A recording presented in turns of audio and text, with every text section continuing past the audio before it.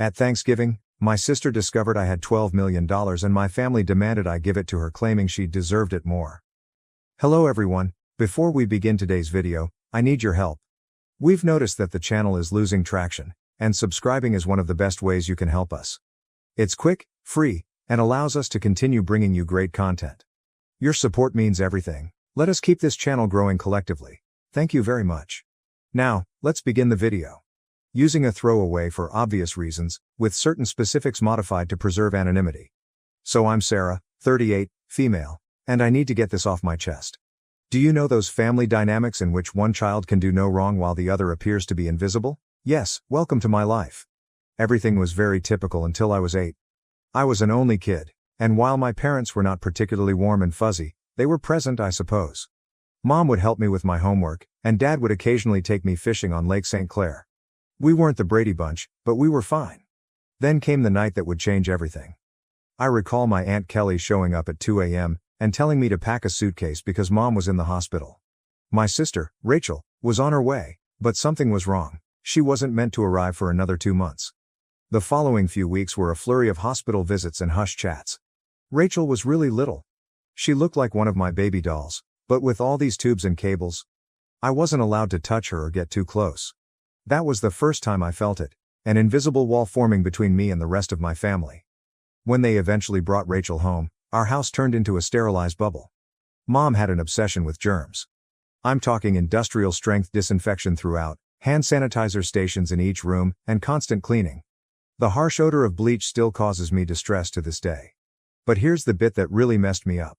Whenever I showed the slightest symptom of illness, I was whisked off to either Grandma Marie's or Aunt Kelly's house. I mean every time. Sneeze once, pack your bags. A mild cough, you're off to see Grandma. At first, I thought it was enjoyable. Grandma Marie would make cookies, and Aunt Kelly had a fantastic collection of Nancy Drew books that I was working my way through. But children are not stupid. After a while, you begin to understand what is actually going on. You are not being sent away on adventures. You are being handled as a threat. As if your entire existence could damage your beloved sister. I tried everything to gain their attention in a healthier manner. Honestly, everything? Got all A's? Mom would scarcely look up from Rachel's most recent doctor's appointment calendar. Won first prize in the scientific fair with a project about renewable energy. Dad just asked if I could store the display board in the garage since Rachel is allergic to cardboard dust. Is this even a thing? The real kicker came when I was 12. For months, I'd been practicing for the school talent show, teaching myself to perform Bridge Over Troubled Water on the piano.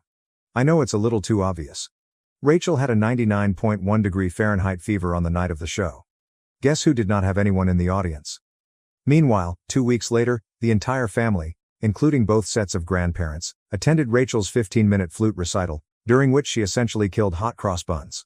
Rachel immediately learned how to use the system. By the age of 7, she had outgrown any real health difficulties, but that didn't stop her from performing. Headache? Must remain home from school. Feeling tired? Someone else, guess who, should perform her tasks. Worried about a test? Mom would literally call the school to have the deadline extended. I began spending more and more time in my room, immersed in books about art history and antiques. It's funny how life works out sometimes. My room became my sanctuary, mostly because Rachel claimed she was allergic to my lavender air freshener, so it was the only place she wouldn't go. Do you know what is actually wrong? When she pretended to be sick, a part of me felt grateful. At the very least, I'd be taken to Grandma Marie's, where someone would ask about my day or be interested in what I was about.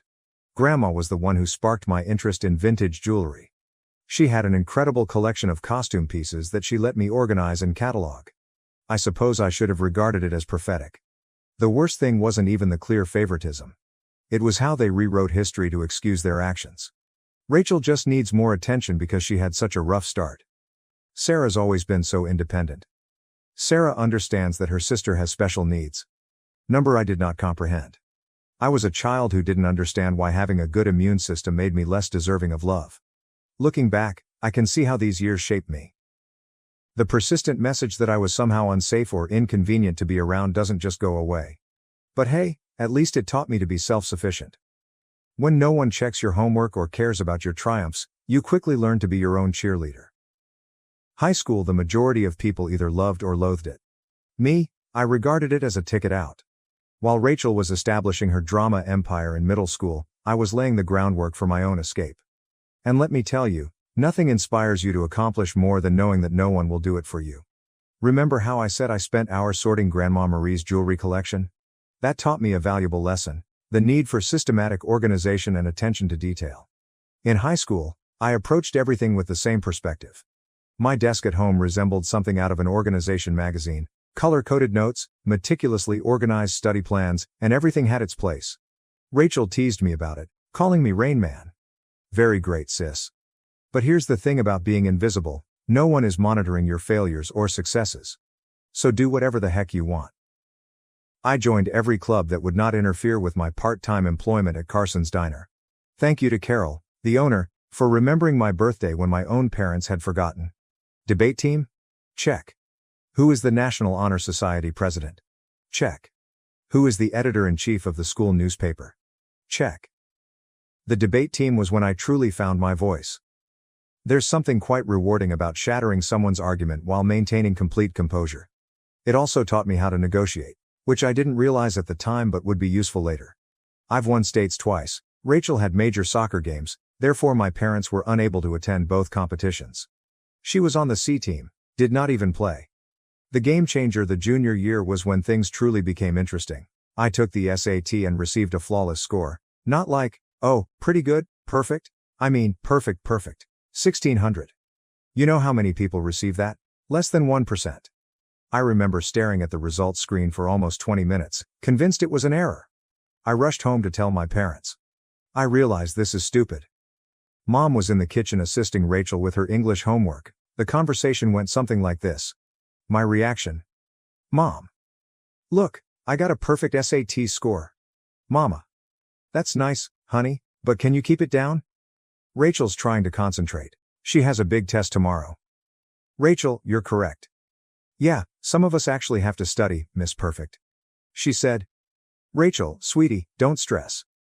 You're just a different kind of learner. I still have the hard copy of those SAT results someplace. Never got pinned on the fridge. But Rachel's C+ in English?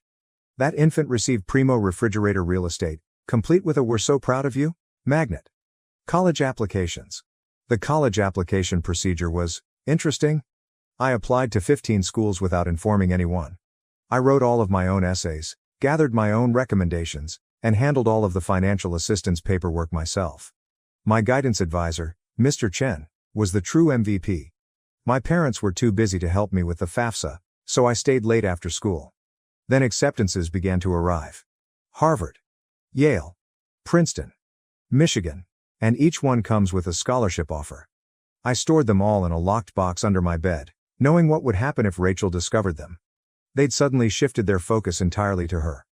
But if Sarah goes to Harvard, I'll be all alone. Or some nonsense like that. The day I received my full ride offer from UMich, Rachel joined JV cheerleading. Guess which one was celebrated with a family feast? Hint, I had microwave mac and cheese in my room while they went to Olive Garden. But, you know what? The scholarship was my golden ticket. Tuition, lodging and board are all included, as is a book allowance. I could finally leave that house, where I was either invisible or inconvenient. The day I received my acceptance package, I went to my favorite spot in the local library, a fourth-floor window seat overlooking the park, and grieved for an hour. Not sad tears. There were tears of relief. When I told my parents at supper that I was going to UMich, they were ecstatic. He said, Michigan? But that's so far. What if Rachel needs you? She replied, I hope you're not expecting us to help with expenses. Rachel's cheerleading competitions are very costly. Rachel is crying. Oh my God, finally. Can I have your room? I need space for my TikTok videos. The summer before college I worked double shifts at Carson's Diner to save money. Carol, bless her heart, always gave me additional tips and made sure I got to take home leftover pie at the conclusion of my shifts. She also taught me a vital skill: how to recognize genuine people in a society full of fakes. Baby, she'd tell me, in diners and in life, the ones making the most noise usually have the least to say. Move-in day at U Michigan? My folks couldn't attend because, surprise, Rachel had a cheerleading competition. Aunt Kelly drove me instead, helped me set up my dorm room, and gave me a $500 envelope. Your Grandma Marie wanted you to have this, she told me. She's so proud of you. Later, I learned that Grandma had been saving that money from her Social Security checks for months. That first night in my dorm room, I promised myself, I was going to create such a wonderful life that being overlooked would be inconceivable. Not for vengeance. Nothing to prove to my family. But what about the 8-year-old girl who used to get sent to Grandma's house for sneezing? College and the beginning of something new. College went by in a flurry of all-nighters, instant ramen, and heavenly independence. I graduated summa cum laude from the University of Michigan.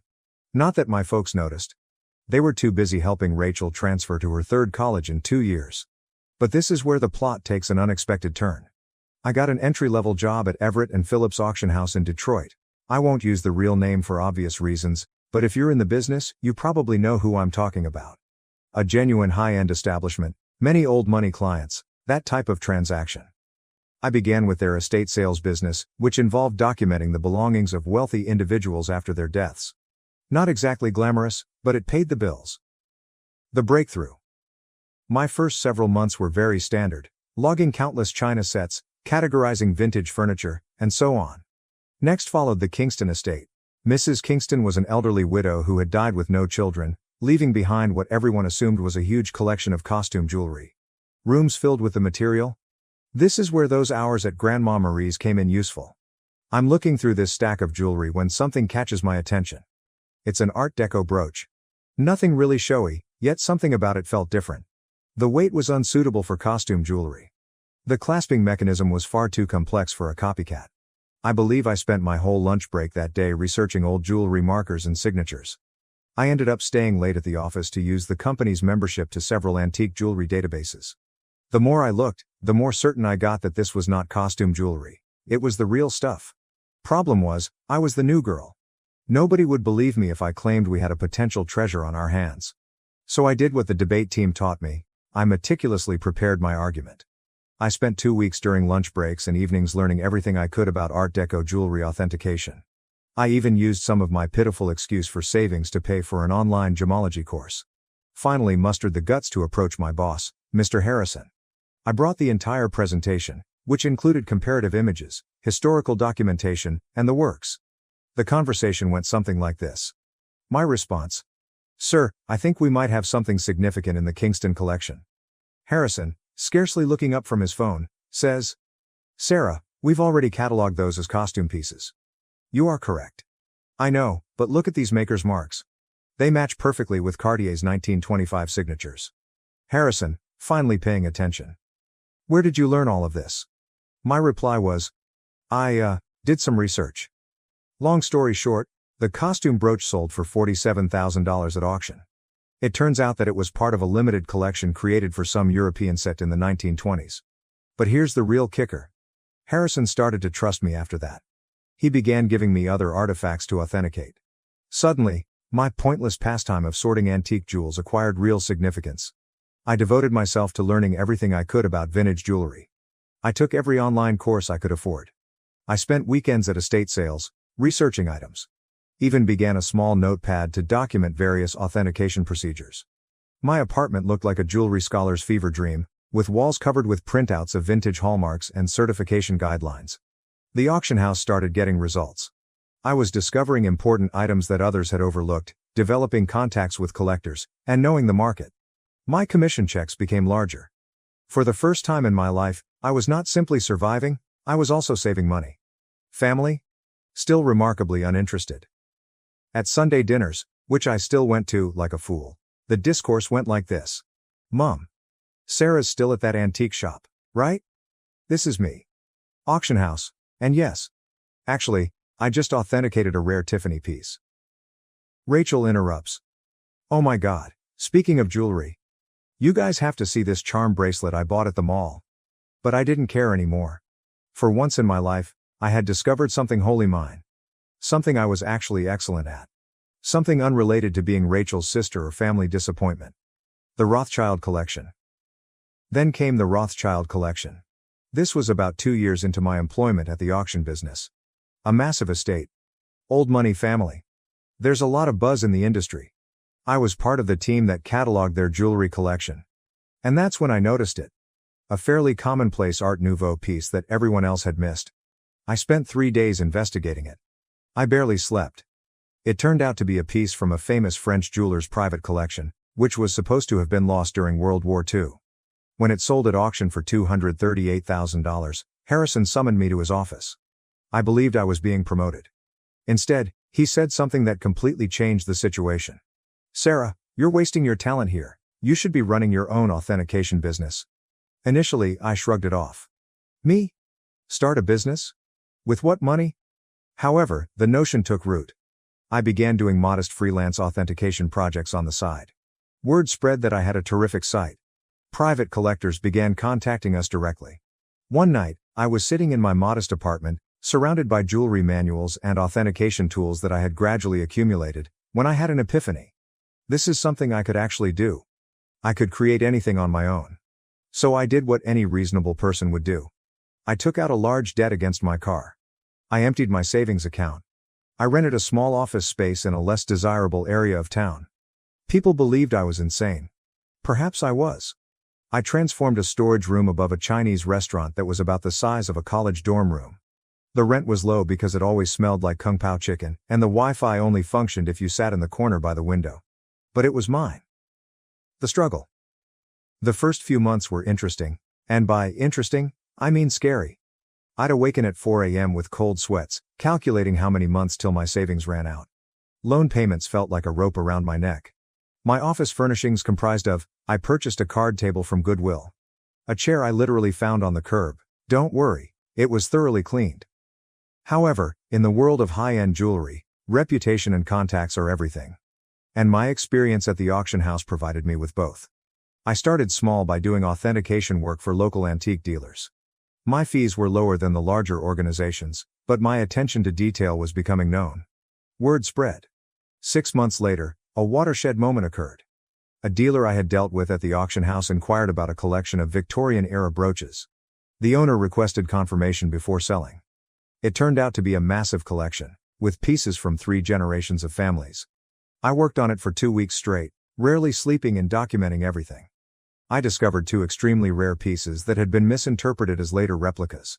The owner was so delighted with my detailed analysis that she not only paid my fee, but also offered me a 10% commission when the piece sold. Was that a commission? $86,000. More money than I had earned in the preceding 2 years combined. Suddenly, my phone rang. A lot. Private collectors have heard about my knack for finding missed pieces. Estate lawyers seeking advice on inherited jewelry. Even my previous auction house began sending me authentication work. I'm quite sure Harrison was secretly helping spread the news. Thanks, boss. Scaling up.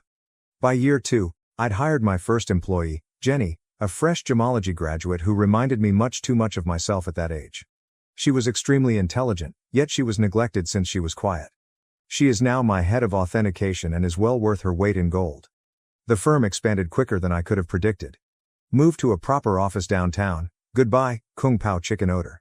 Created a team of specialists. I've earned a reputation for finding misplaced items. You wouldn't believe how many important historical jewelry items get misinterpreted as costume jewelry in people's attics. Keeping it secret from my family. However, success came with its own set of obstacles. The bigger we became, the harder it became to keep it a secret from my family. They still thought I worked in an antique shop. Rachel would make these sarcastic remarks during family dinners. Rachel asks, "Sarah, I have some old jewelry I was going to donate to Goodwill. Maybe your little shop would want it?" Me, having just authenticated a $1.2 million Fabergé item that morning. "Sure, I'll look into it." Mom continues to introduce me to everyone as my other daughter. She works with old jewelry or something. Meanwhile, I was quoted in Forbes, luckily under my company name, and we had recently built our 3rd office. What's strange about it? Keeping the secret became almost enjoyable. Like this private joke with myself. I'd sit at Sunday dinner in my Target discount outfit, really Chanel, listening to Rachel speak about her entry-level marketing job, knowing I'd just closed a deal for more than her annual income. I even started playing tiny games with myself, such as wearing authentic Harry Winston pieces to family gatherings and seeing whether anyone noticed. They never did. Rachel once spent 20 minutes showing off her expensive $200 Michael Kors watch. I was wearing a vintage Patek Philippe that cost more than her automobile. Managing growth. However, the real challenge was managing growth. By year 5, we'd established offices in Detroit, Chicago, and New York. I spent more time on airplanes than in my own bed. We built a reputation for discretion. It turns out that many wealthy people want their jewels verified without the rest of the world knowing. The money was enormous. For example, we needed to hire a large team of financial advisors. Nonetheless, I maintained a relatively modest lifestyle. I purchased a nice, but not flashy house in a desirable neighborhood. I drove a high-end, but not obvious car. The only place I truly splurged? My home office. Advanced authentication equipment. The most effective security system money can buy. A custom-built vault to make Fort Knox envy. What's with the irony? They believed I was being frugal by aiding them. Mom would remark things like, "It's so sweet of Sarah to help out. She must be eating nothing but ramen to manage it." Meanwhile, I had just validated a collection, which earned me a commission greater than their mortgage. You know what's strange about success? The more you have, the more difficult it is to explain to others who have always perceived you as inferior. It's like explaining color to someone who has only seen black and white. They lack the necessary context. By this stage, my company was doing really well. We had the Midwest's high-end jewelry authentication industry cornered, and our reputation was solid gold, pun intended. But every Sunday, I'd travel to my parents' house for dinner, playing Sarah, the modest antique shop worker. The cognitive dissonance was becoming ludicrous. I'd spend my mornings on conference calls with Dubai collectors, my afternoons authenticating million-dollar pieces, and my evenings at my parents' house in carefully chosen normal clothes, eating Mom's overcooked pot roast while Rachel dominated the conversation with stories about her latest marketing triumph. Usually something like bringing her boss's coffee without spilling it. A defining moment. One Sunday is very memorable in my mind. I had just completed a huge transaction, authenticating a missing Cartier piece that had been resting in someone's safe deposit box for 40 years. Was it just the commission? 7 figures. I drove directly from the meeting to my parents' place, still euphoric from the successful authentication. She said, "Sarah, honey, is everything okay? Your clothes are looking a bit worn." "Oh, trying to save money," I said, wearing a $3,000 cashmere sweater that I had purposefully chosen for its subtle appearance. Rachel responded, "Well, if you'd gotten a real job instead of playing with old jewelry." Your dad. Rachel, be nice, not everyone can be as successful as you. I almost choked on my pot roast, trying not to laugh. The anonymous transfers monthly payments to my parents began about this time. Aunt Kelly informed me that they were struggling to pay Rachel's educational loans and medical bills. Mom casually stated that they might have to sell the house. I couldn't let that happen. Despite everything, it was still the home I grew up in. So I initiated an anonymous monthly transfer of $5,000 to their account. When asked, I said I was giving $1,000 by living on rice and beans. They imagined the rest came from Aunt Kelly or another family. Rachel, of course, claimed responsibility for inspiring family members to help. Watching Rachel spend my money. The money was helpful, but it also had unexpected consequences. My parents began treating me with a strange combination of sorrow and patronizing pride. As if I were some kind of noble poverty case, sacrificing everything to support the family. Meanwhile, Rachel's spending became more extravagant. She'd arrive for dinner with new expensive bags, claiming they were outlet finds. They weren't. I can recognize a genuine Gucci at 20 paces. She began taking extravagant vacations and bragging on Instagram about her fortunate life. I'm very convinced she used my support money for shopping sprees. However, I remained silent. The irony was simply wonderful. The MBA drama. Then came the college fund drama. Rachel revealed that she wants to return to school for her MBA. Another private university, of course. Only the best for the golden child. Mom contacted me in tears, explaining how they couldn't afford it. I say, maybe Rachel could look at state schools? They have good programs too. My mother. Oh honey, you don't understand? Your sister needs to maintain certain standards. But, speaking of assisting, may I increase my monthly contribution for a few years? I increased it to $7,000 per month. My accounts were unaffected. But witnessing them compliment Rachel for taking initiative with her education, while presuming I was living on ramen to help out, that stung a little. The actual kicker? I was giving a guest seminar at the same business school Rachel wanted to attend. My family didn't know that. The dean personally invited me to give a lecture on luxury goods authenticity and business growth. I had to come up with an excuse as to why I couldn't attend Sunday dinner that week. My own achievement started to feel like a distinct life. As if I were some kind of corporate superhero with a hidden identity. By day, I was running a multi-million-dollar authentication business. By night, well, on Sunday evenings, I was just Sarah. The disappointed daughter who worked at an antique shop. The breaking point, Thanksgiving. The weight of the untruth was becoming heavier. Rachel made rude remarks about my career on multiple occasions. Each time Mom apologized to her friends for my modest lifestyle. Every time Dad suggested I get a real job. I believe I always knew it would end dramatically. I just didn't expect it to implode so spectacularly on Thanksgiving. It began 2 weeks before the holiday. Mom called, weeping about her back discomfort. She had been diagnosed with a herniated disc, and the notion of cooking Thanksgiving dinner for 20 guests overwhelmed her. Now, I'd like to tell you that I offered to help purely out of goodwill. But really? I became tired of pretending her dried turkey was appetizing. My response: why don't I handle the food this year?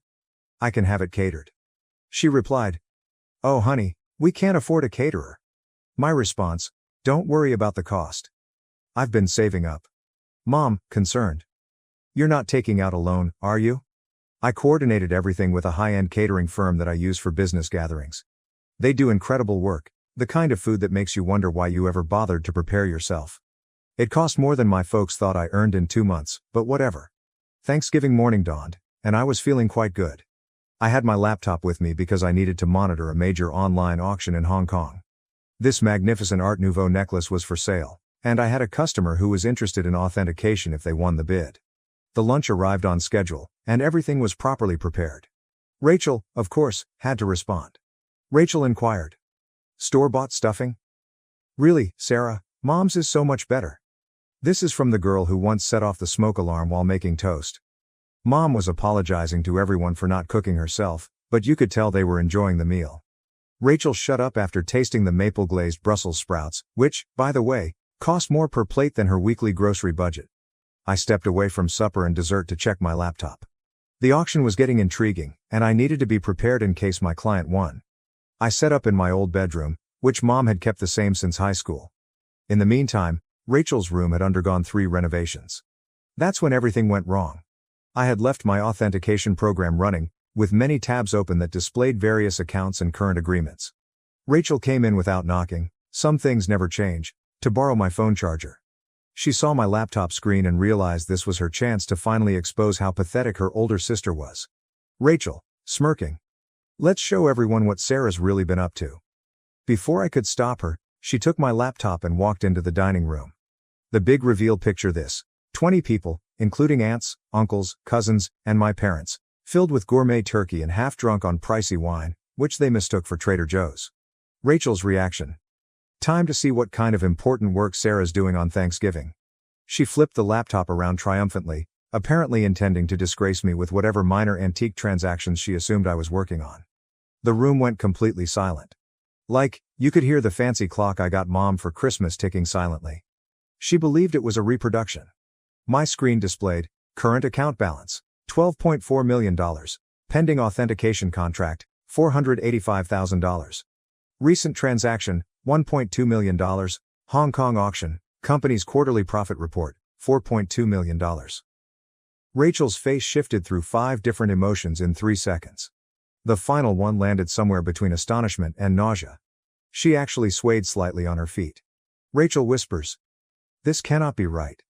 She said. Rachel, honey, what is it? Rachel, voice cracking. She's rich. Sarah's rich. Chaos ensues. If it was possible, the hush deepened even farther. Then Mom began giggling, really laughing. She said, don't be silly.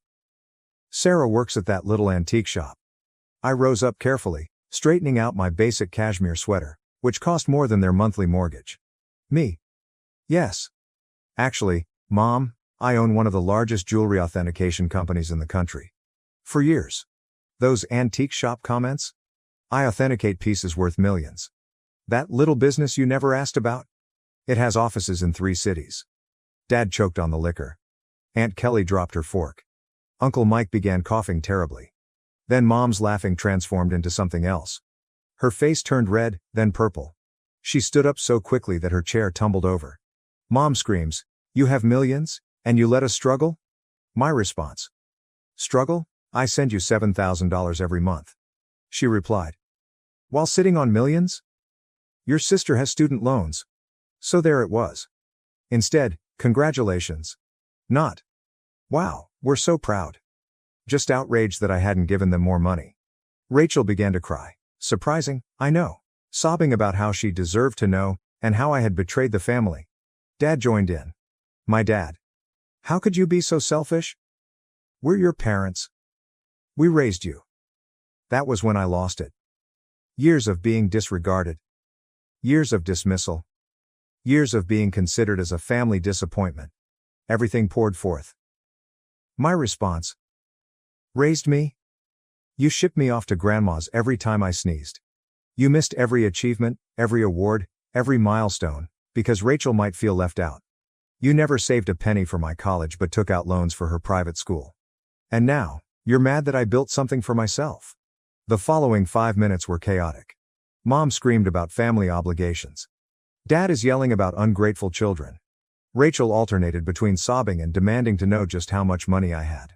Meanwhile, the fancy catering team attempted to serve dessert while seeming exceedingly uncomfortable. I grabbed my laptop, took my Hermes bag, which Mom had previously commended as a nice replica, and walked out. Behind me, I could hear Mom discussing how to spend my money, something about Rachel's MBA and a new car. As I went home in my sensible automobile, a limited edition BMW, my phone started filling up with texts. The family group chat burst. Rachel began posting on Facebook about hidden family wealth and selfish siblings. The aftermath. The days after Thanksgiving were like watching a cyclone hit in slow motion. Except that the hurricane represented my family and the debris symbolized my sanity.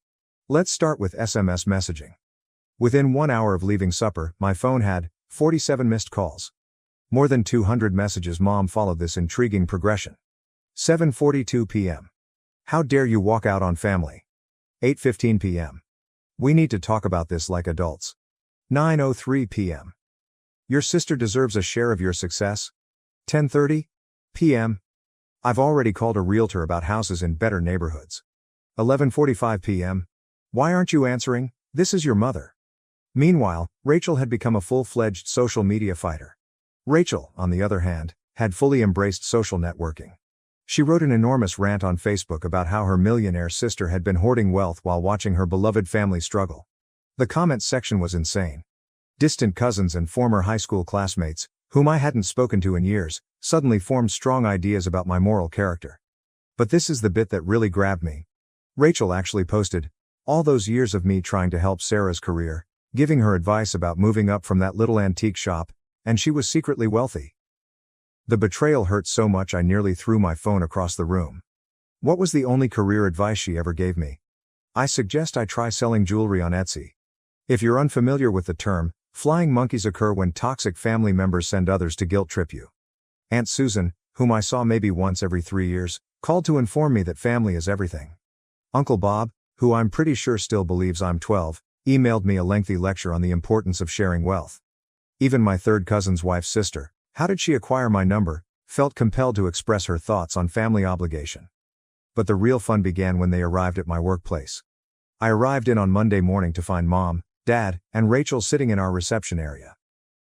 They informed Jenny, my receptionist, that they had an appointment for authenticating services.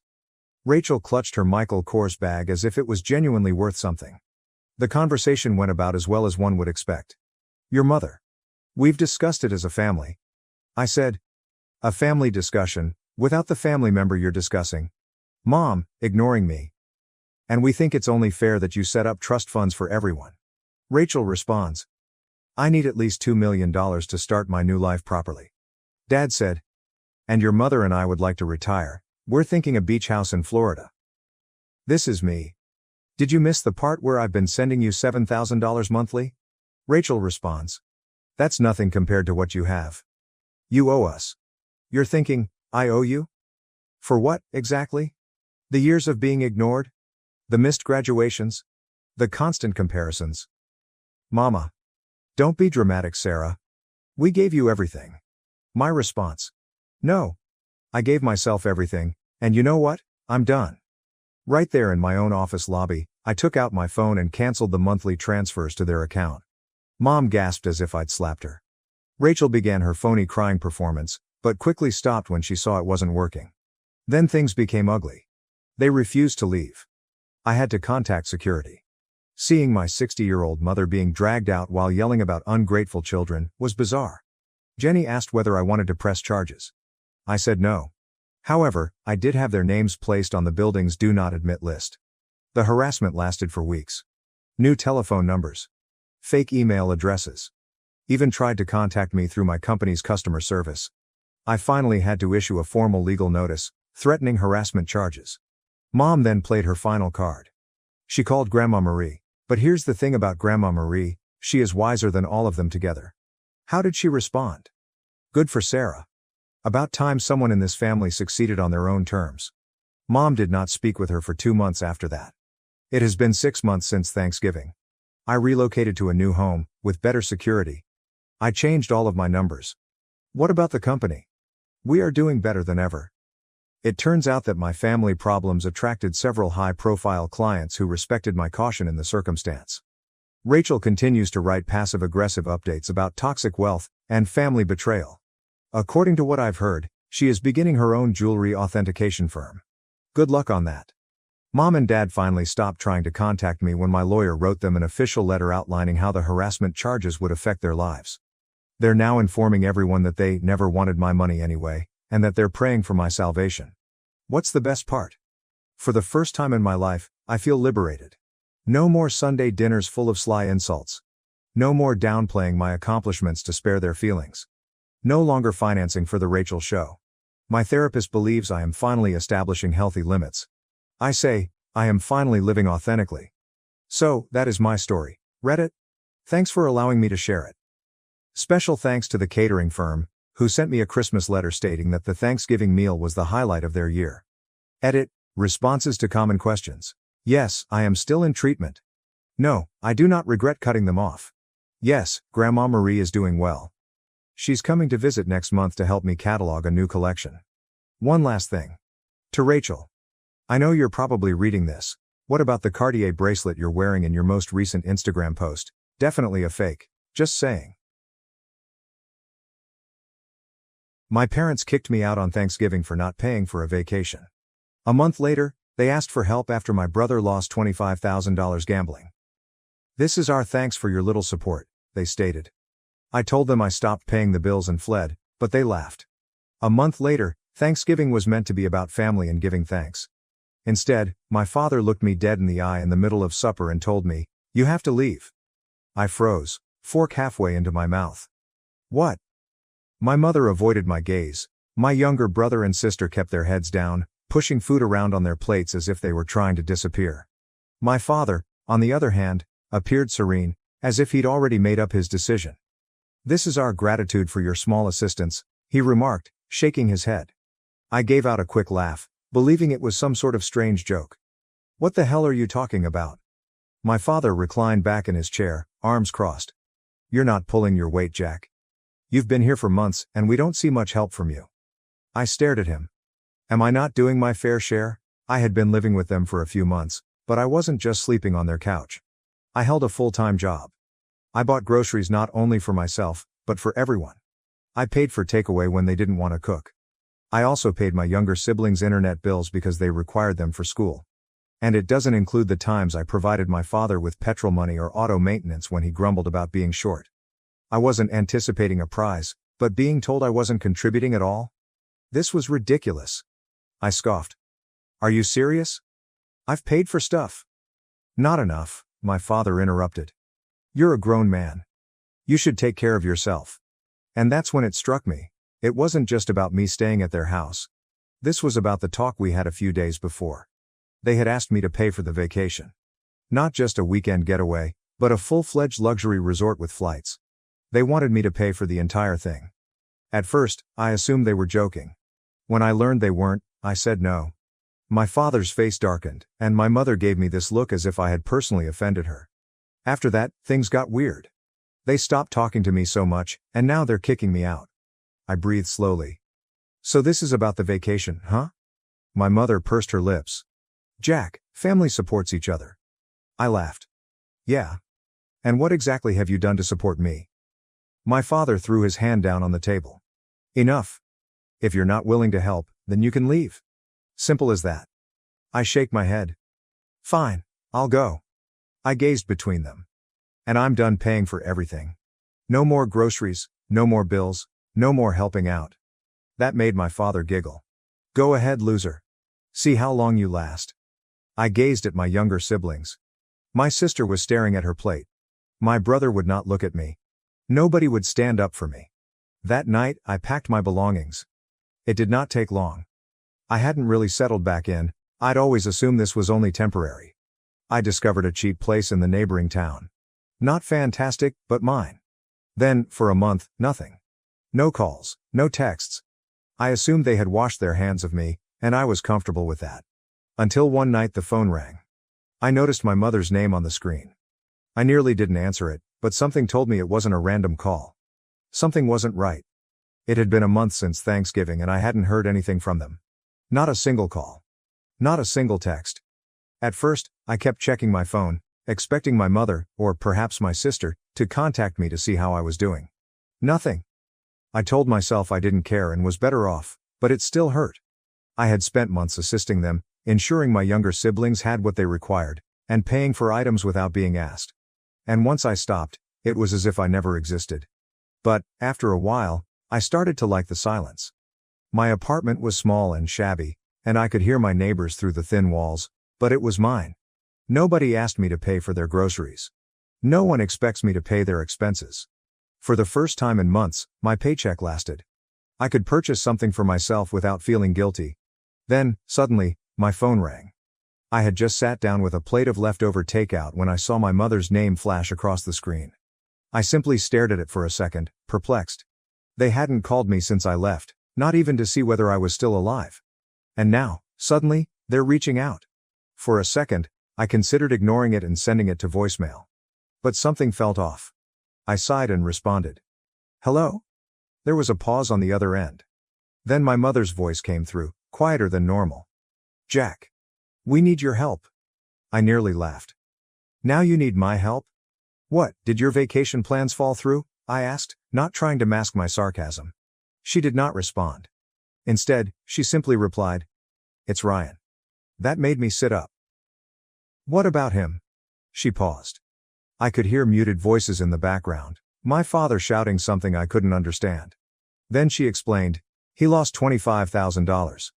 I felt my stomach drop. He what? He gambled, she acknowledged. I ran my fingers across my face. Ryan was barely old enough to drink, much less gamble. But $25,000? That was more than just a few $100s in poker losses. This was serious. How the hell did he even get that kind of money? I requested an explanation. He borrowed it, she explained. Her voice crackled slightly. I closed my eyes. Jesus Christ. And now, she went on. He owes it all back. And we don't have it, Jack. We're completely out of money. I sat back in my chair, staring at the ceiling. A month ago, they laughed in my face when I declared I was done paying for everything. They had kicked me out on Thanksgiving.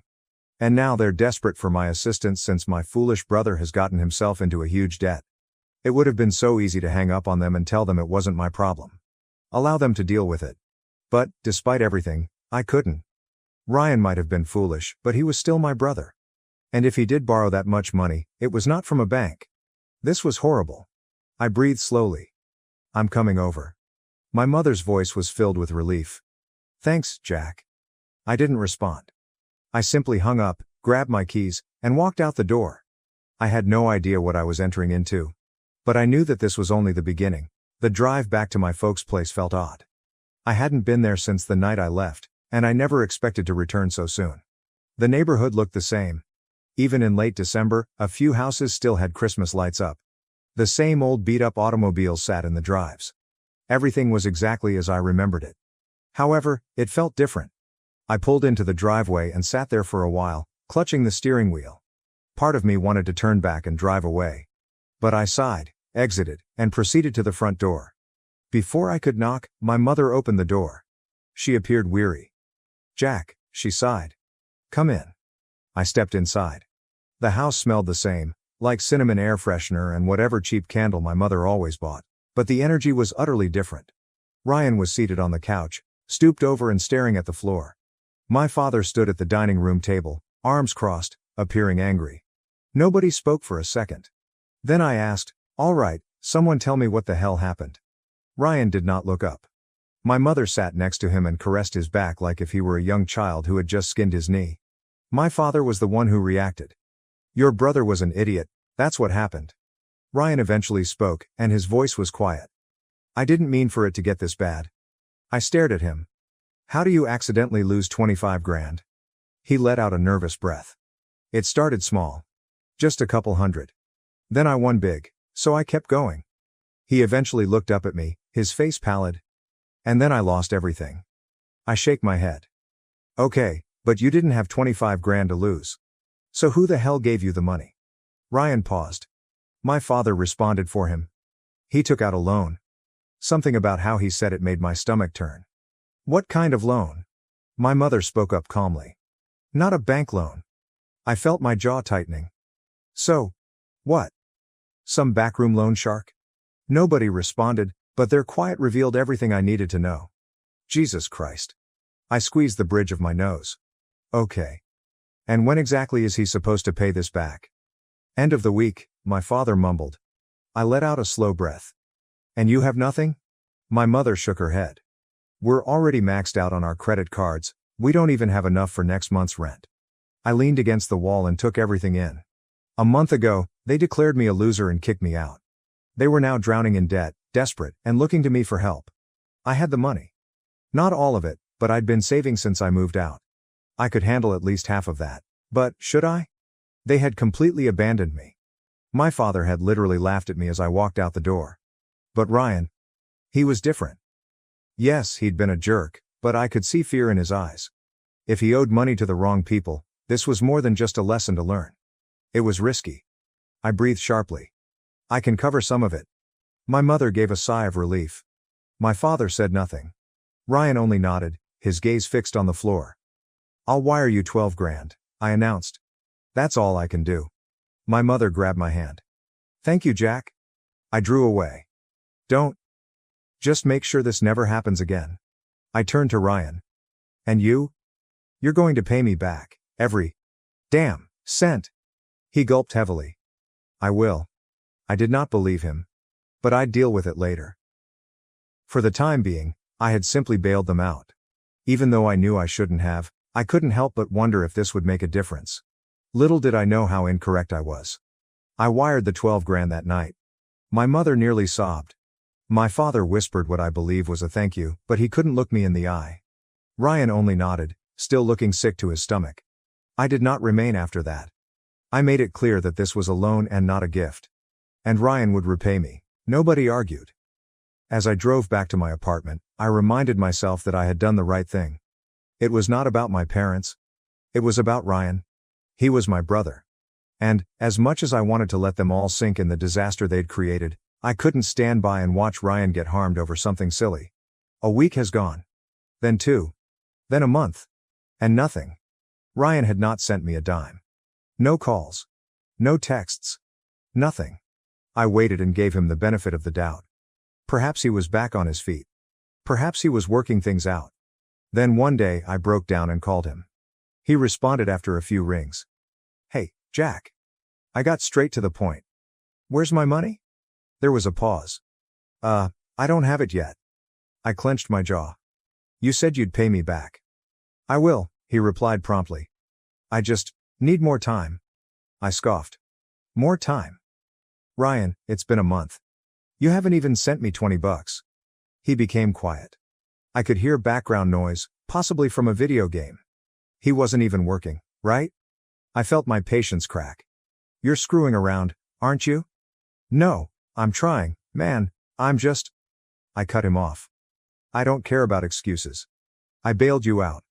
I didn't have to, but I did. And now you're just ignoring it?" "I'm not ignoring it," he exclaimed. Things have been hard, okay?"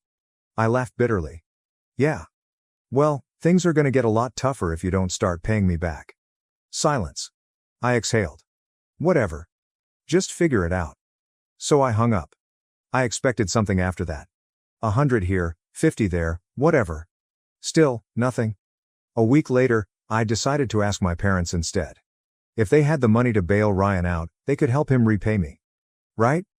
So I called my father. As soon as he responded, I went to the point. Hey, I need to talk to you about Ryan's debt.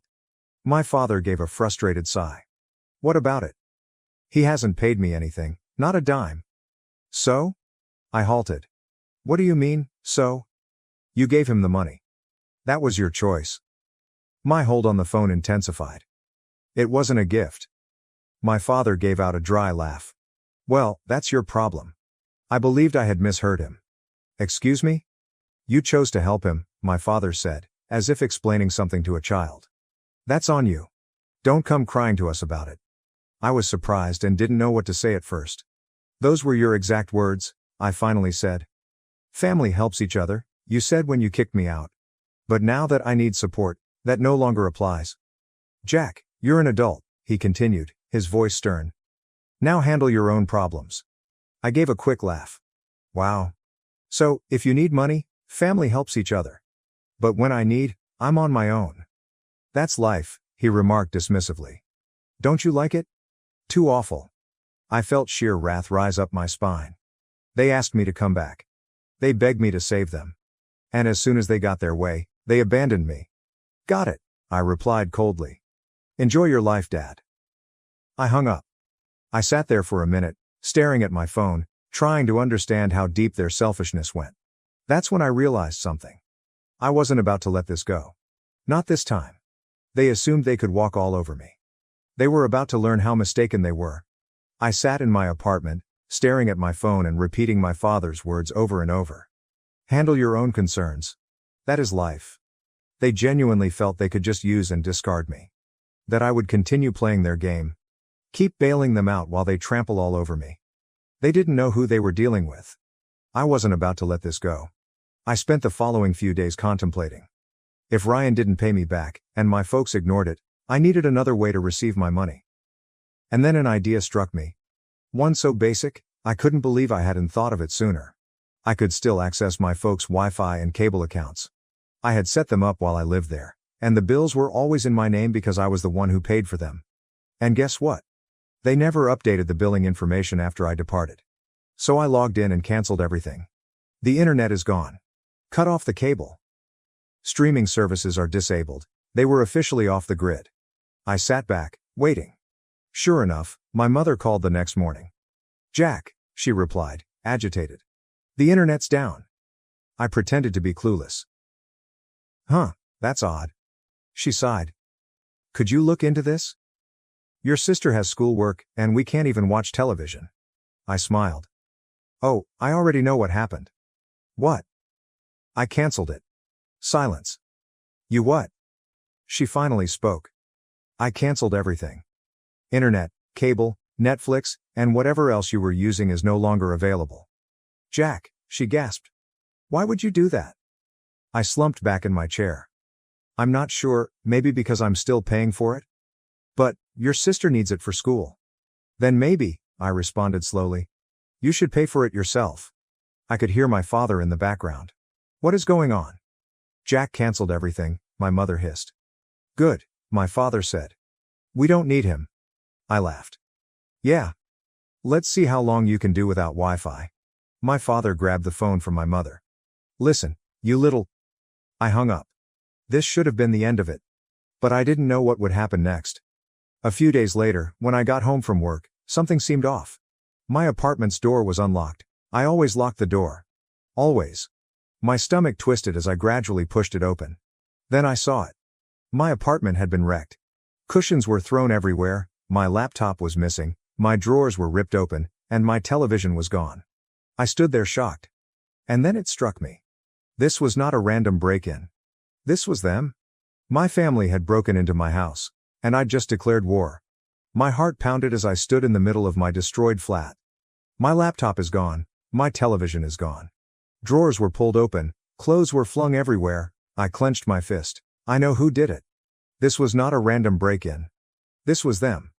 I have my own family. I took a big breath and called the cops.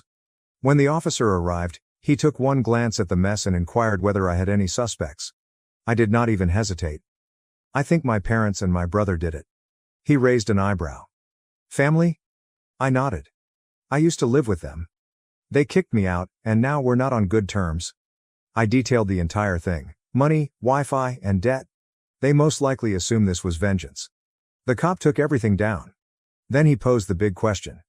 Would you like to press charges? I paused. Not because I had reservations. But it was a major thing. If I filed charges, this would not be just a family drama. It'd be real. But then I thought about it. They'd broken into my house, stolen from me. After I helped them out. After I assisted them while they were deeply in debt. And the worst part?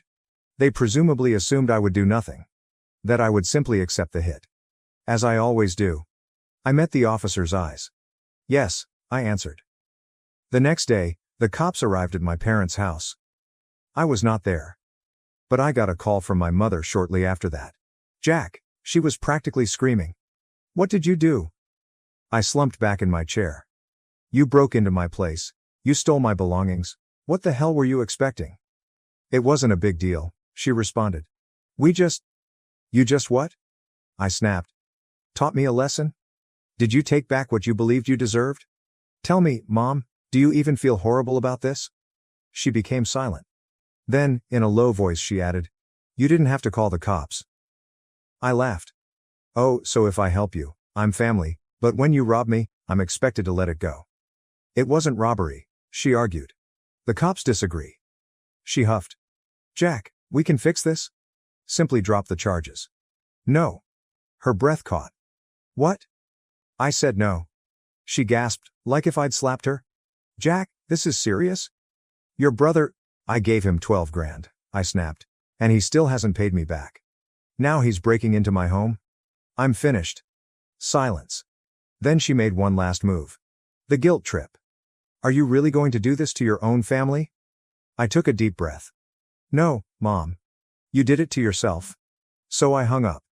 The cops discovered my television and laptop at a local pawn shop. Sold under Ryan's name. That's all they needed. Ryan was caught for burglary, and my parents were charged as accomplices. My grandparents discovered out shortly after. And that's when things changed. Because they were infuriated. For the first time in my life, my parents were about to experience genuine consequences. I didn't attend the court proceedings. I did not have to. The proof was incontrovertible: pawn shop records, surveillance footage, everything. Ryan pleaded guilty, perhaps believing he would get off lightly. My parents tried to justify that they had no idea what he was doing, but no one purchased it. They all received probation. No prison time. But now they had a criminal record. And it was their problem. Not me. The true repercussions occurred when my grandparents found out. I'm not sure who told them, probably one of my aunts, but when I received a phone call from my grandfather, I could tell he was furious. Jack, he asked in a raspy voice, is it true? Did your parents or Ryan steal from you? Yes, I answered. It's true. There was a prolonged pause. Then, gently, he stated, they will regret it. I'm not sure what happened after that. But my grandparents went to war. They absolutely cut off my parents. There will be no more aid with the bills. There will be no more covering up for them when they make mistakes. My father had always counted on them when things became bad. But now, he was on his own. And the icing on the cake, my grandparents repaid me every single cent that Ryan owed me. They said they did not want me to bear that load. That I'd done more than enough. And they made one thing very clear. They were not doing this for my parents. They were doing it because I was the only one in the family who had performed ethically. That was the last time I spoke to my folks. Ryan texted me a half-hearted apology a few months later, possibly because my mother compelled him to do so. But I did not answer. After all of this, I realized something. I had spent years attempting to assist people who would never aid me in return. And I was finished. Since now, I was not anyone's savior, not their safety net, not their ATM. I was going to live my life for myself. And if my folks get in trouble again, they could manage it on their own. My husband knocked out my brother for calling me a wastrickery, and now my parents want me to choose. What is the right choice? Original post. Sorry for the throwaway account. I have colleagues on my main account and I want to keep this as private as possible but also need advice. As my title says basically. This past weekend me and my husband were over at my parents' house for a BBQ. The day was going great until my brother for some reason started to have a go at me. Calling me names and belittling me. My husband pulled my brother aside and had a talk with him and the insults stopped. An hour or so later we were standing around talking with some friends and family members and my brother came up to me and told me I'm a whore. His exact words were, "You know you are a fucking whore, right?" He said it loud enough for almost everyone at the party to hear. All I saw was my husband next to me look at me, then I felt a push to the side. My husband stepping in front of me and the next thing was my brother out cold on the ground with blood on his face. All I heard is my mother yelling and my husband saying, "You don't talk to my wife like that, I warned you already." Before I continue, my husband didn't hurt me, he didn't push me hard or anything like that. Don't know how to describe it, but it was like a push that someone will give you when they are trying to pass. I went like one step back, that is all. I am not mad at my husband. I'm mad at my brother. The whole day he was demeaning me, insulting me, belittling me. I don't know where this came from as he has never talked to me like that or to anyone that I know of. The bigger problem is that I have to choose. Either my husband or my parents. My parents are pissed and have given me an ultimatum. I either leave my husband and divorce him or they cut me off completely. My husband doesn't give a crap that they are mad, the only thing he is mad about is that he only got one punch in his words. I love my husband and don't want to lose him, but I also don't want to lose my parents. They have supported me through a lot and have always been there for me. I know they are serious as this is the first time they have ever issued me with an ultimatum. They also threatened my husband with an assault charge, but he didn't care and welcomed them to do it. I'm stuck between a decision that will change my life forever and I'm panicking. I have received messages for friends and other family members that have given me support and condemned my husband, but they are leaning more on the support side. Any advice will be appreciated. Edit: to clarify, I'm choosing my husband. I have never questioned that, but I also don't want to lose my family. I am very family oriented and family to me is everything. I want to find a solution where I can keep both. Relevant comments. Commenter 1. Info: why do your parents think it's okay that your brother called you names? What is their excuse? OOP. They haven't excused his actions, but they are condemning my husband for resorting to violence. Commenter 2. What kind of family does this stuff? It sounds very dysfunctional. What were the circumstances whereby your brother goes off on you like that? Now your parents issue an ultimatum? I appreciate that your husband stuck up for you, but that was a terrible political move. OOP. One thing about my husband, he is sweet and gentle, but he has never cared what someone else thinks about him other than me, and his own mother. OOP's thoughts on violence and how her husband had done this to her brother. UOOP. My husband doesn't resort to violence. I have never seen him really angry, and what I saw in his face was just anger. I don't know how to describe it. This is the first time I have seen him react violently to anything. My husband doesn't care at all. The only peoples whose opinions matter to him is mine and his mother. My brother as well has never talked to me like that at all. This is the first time. OOP's husband needs to earn her parents' forgiveness for what he has done to their son/her brother. OOP. My husband honestly doesn't care. When I asked if he would apologize for reacting with violence just to keep the peace, he told me my brother and parents can go fuck themselves. My husband has tried to cheer me up, but he hasn't pushed anything on me. He hasn't given me an ultimatum to choose him or anything. He apologized for putting me in the position with my parents, but he isn't sorry for knocking out my brother. In my husband's words, I asked him nicely to stop, and I did tell him he will face the consequences if he continued, and he didn't listen. He doesn't care what people think of him. The only opinions that matter to him are mine and his own mother. OOP on if she had dated someone before her husband. Any chances that her brother called her names for another reason like cheating? OOP, no. My husband was my first, and I have never done anything else with anyone except my husband. Update. First, I would like to thank everyone, and I want to apologize as well for the way I worded my post. It's no excuse, but my emotional state isn't the best. Unable to link my previous post, just look at the account. My husband is my choice, and I have no intentions of leaving him at all, never have. I know it's early for an update, but I'm more confused now about what is going on. My parents invited me over to have a talk with them, but they wanted me to come alone as they didn't want my husband at their house. My husband refused to let me go alone and said if he isn't going then he won't allow me to. He basically said with you alone there they will just pile on you and that I won't let happen, so we went together. My parents weren't happy to see him and my mother wanted to say something until my husband told her he isn't there for them but me, and if he is forced to leave I will leave with him. I agreed with him. Reluctantly they agreed. My brother was there as well. He has a broken nose and chipped teeth and refused to look at me or my husband. He just kept looking at the ground even while talking. Apparently what happened with my brother is that he broke up with his girlfriend a month ago. It's more like she broke up with him. Don't know the reason. Don't care. I wasn't aware of this as we aren't close like that. According to him, the reason he had a go at me this weekend is because of my life.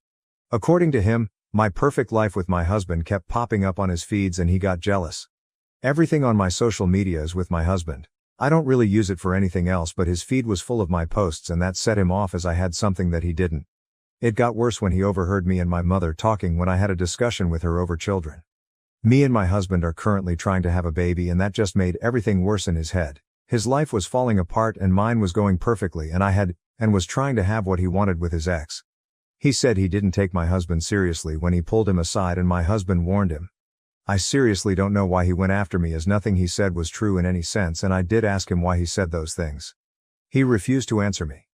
I asked him why the whore comment because he knows my husband was my first in everything and it has only been him all these years. He refused to answer. I asked him if trying to have a baby with my husband makes me a whore as it involves sex and he just left the room. I asked my parents why they didn't step in and tell my brother to leave or stop. My dad said he wanted to but my mother told him to leave my brother as he is not actually hurting anyone. The same with the ultimatum, they wanted to protect my brother. I asked what about me and they were silent. All my father said was the ultimatum was my mother's idea and he went along with it. This is basically where we are at the moment. A lot more was said but I don't think it matters. My husband did apologize to my parents for what happened but refused to apologize to my brother. When my mother asked him to apologize to my brother he outright said no. He won't apologize for standing up for me and my brother got what he deserved. He was warned and didn't listen. My mother said it still doesn't excuse him for hitting my brother. My husband asked my dad what he would do if someone called his wife a whore. My father said I will have a talk with that person, but will never hit someone. My husband laughed and told my dad he is a weak-willed, spineless man if he allows someone to demean his wife like that. That got my mom red in the face. I could see her get angry. That is when I told my husband it's time to leave. I told my parents that I will be going low contact with them and the ultimatum they gave me broke the trust I had in them. I understand they wanted to protect my brother but in doing that they hurt me. This seemed to take all the anger out of my mother. They asked if I will be cutting them out completely and I told them that is up to them. I don't want anything to do with my brother at the moment as he can't even apologize for what he said to me. I told them if they can respect my wishes we will see. When we got up to leave my husband went over to my parents and actually still greeted them politely but told my dad it's time to grow a backbone. I don't know what I saw but I think it was a shame on my mother's face because my dad looked at my mother and she looked away from him. This is where we are at the moment. My husband on the way back home apologized for possibly escalating things but told me it was time someone told my dad the truth. He said whatever punishment comes he will take and deal with any fallout. I don't need to worry or stress about anything. Edit. My brother's ex cheated on him, and apparently he begged her to fix things but she chose the other guy and now he is just pissed and angry at every woman and believes we will all do that eventually. Got a message from my cousin. The family had a go at my parents for allowing my brother to talk to me the way he did and they came clean as to why he did what he did, but couldn't do it when I was over and we talked. They couldn't be honest with me and just refused to answer. Additional information from OOP. OOP. Honestly, really thinking about it. The only person I have felt genuine unconditional love and support from is my husband. There are a lot of things I just swept under the rug and thought it was siblings things, but looking back whenever my brother had a difficult time it was taken out on me in some way and my parents have never stuck up for me. My husband has had my back around every corner and has never thrown things in my face like my parents or brother have. OP on her parents' relationship and why they are not hearing her out. OP. My father just follows what my mother said. In my 26 years of life I have never seen my dad go against my mother with anything. Anything she says or wants to do it fine with him no matter the cost.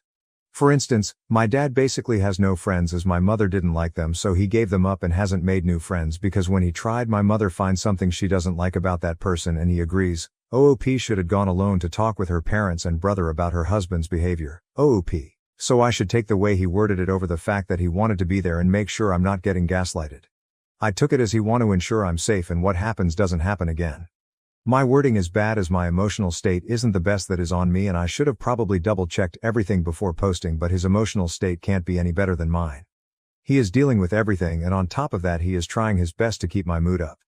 I know it sounded bad but I took what he said with all the other actions he took so far to keep me safe. My husband and I took in my best friend and her 3 kids after a tragedy, but now I'm regretting it. Original post. My 30F best friend, 29F, just recently lost her husband, home, car and all income. Her husband suddenly passed and was the only one working while she stayed at home with her 1 twins and 4 They had nowhere to go, so we took them in until she could save up enough to get an apartment. There was no life insurance. My husband isn't happy that they are here. He has told me that he does not like my friend at all, that she has taken me away from him and has taken his home away. He is paranoid that she is stealing our things when we aren't home and wants to put locks on our bedroom and office doors, as well as put cameras in them. Today my friend went into our room to smoke a cigarette on our patio to take a second away from her kids when we weren't home. She called me to tell me that she was going onto our patio, and my husband started freaking out. Now he says he feels like he needs to get an apartment, that he doesn't feel safe, he doesn't have a place in our home that they don't have access to. It breaks my heart that he hates my friend so much when she hasn't done anything. She's just going through one of the toughest times in her life. But I don't know if I am being too trusting of my friend and inconsiderate of his feelings, or if he is being too paranoid. Some of OOP's comments. Commenter: I think there needs to be discussion of a timeline for when she is leaving. He agreed to take her in the short term. At least that is the impression I got reading this. So he needs to chill a bit about them living in his space. That being said, suddenly having another woman he doesn't like and 3 kids in the house is understandably not awesome. I think the solution is to set a timeline for when she is leaving. Help her find a place, as her friend, but stick to the timeline. OOP.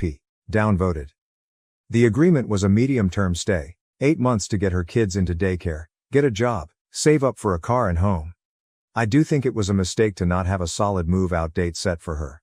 Definitely time to set that. She's only been here for a month now. OOP answers some questions. I agree that she should not have gone into our bedroom while we weren't home, and I need to re-establish these boundaries with her immediately. I have no problem with him putting the cameras and locks up if this makes him feel better, even though I will be talking with her. I don't have the option to be too afraid to talk to her. My husband is my priority over her feelings. Daycare/job. She is waiting to get approved for government daycare assistance, but yes, she is actively looking for work in daycare. She's only been with us for 1 month. The office door is always locked and she has not gone in there at all, and she has not gone into our bedroom besides that one time. I guess that I'm aware of.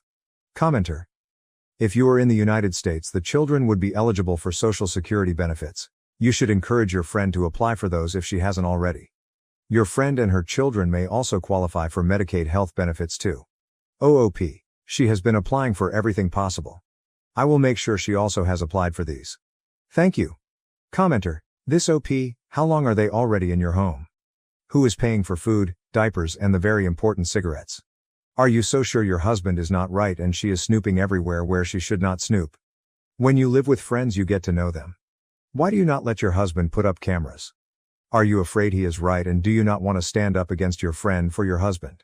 And if your husband is wrong, he will be reassured. Look, it is a lousy situation for your friend to be in, but this is the choices her husband and she made. She has to get her shit together ASAP for her kids' sake. There's leaning on someone and taking advantage of someone. OP. She has been here for 1 month now. She is getting government assistance for food and diapers. We have a stash of cigarettes we've been giving her because we don't smoke, and a common gift from my husband's family when they visit from overseas are cigarettes. I have known this woman for 15 years, and I wouldn't for a second think she would steal from us. There is no way for me to know 100% unless we put cameras up, which we will be doing. We already have cameras in the front yard, backyard, and living room. It's not that I'm not letting him, I did think it was just a bit excessive. We can put locks and cameras up. I disagree on this situation being her fault, but I 100% agree she needs to get her life together for her and the kids. But it takes more than 1 month to do that, commenter. Not to mention that her OOP's husband is Chinese, which means other cultures, other ways of dealing with things. They are known to be very reserved compared to Occidental people. And from OP's post history, it seems that their home is a constant shelter for any friend of hers. I'd be freaking out too if I'd gotten married and ended up running a shelter for people, not being able to be with my family. And my family only, for some time. And we're not even talking about all the other issues here. Who's paying the bills, who's buying food for all of them, how even your very own bedroom is all of a sudden occupied by someone else. OP has to make a choice. Does she really want to be married? It seems to be the female version of the "my husband got married but is still behaving like he's single" story. OOP, yes, he is Chinese. Our home has not been a constant shelter, although I do need to be better at saying no to my friends in need. She is the second person to stay with us. The first friend was a disaster, and I won't make that mistake again. He was 100% on board with helping my current friend out. Her situation is heartbreaking, especially for her children. We did not want them to be homeless. There are a lot of details about their story that are just so *seeking sad. She has no bills and she gets government assistance for food and diapers. Our room and the office are off limits, and I will be re-establishing these rules and boundaries today. She cannot and will not be allowed to do what she did again. I disagree that I am acting single. We both agreed to help a family in need. But it's hard and I'm realizing I need to be more firm with her. But I cannot read the mind of someone who tells me there is no problem until 1 month in. Commenter: it's his home too. Was he even part of the decision? She needs to find her own place. She can't stay with you forever. OOP, we discussed the decision for a few weeks before letting her move in. We were both 100% on the same page at first, until now. It's obvious that she cannot stay forever. She has only been here for 1 month. To another commenter, he was at first. We were both kind of excited to have the kids here, since we've been trying for children for over a year. We discussed her moving in extensively before allowing her to, and he was 100% on board. To a third commenter asking if he had a say, he did. He's the one that originally brought it up. Commenter: why is she not staying with family? OOP, she has no reliable family. Honestly, it breaks my heart that absolutely no one on her side or her husband's family has helped or even reached out on their own. I've known her for 15 years and it's always been that way. She was staying with her grandparents in another state for a few months, but they are elderly with a lot of health problems and it became too much for them to handle in a 2-bedroom condo. To another commenter, her family is horrible. Her mother was in prison when she graduated high school, and her father kicked her out at 17 for not dropping out of school to care for his new child. It's very sad. His family.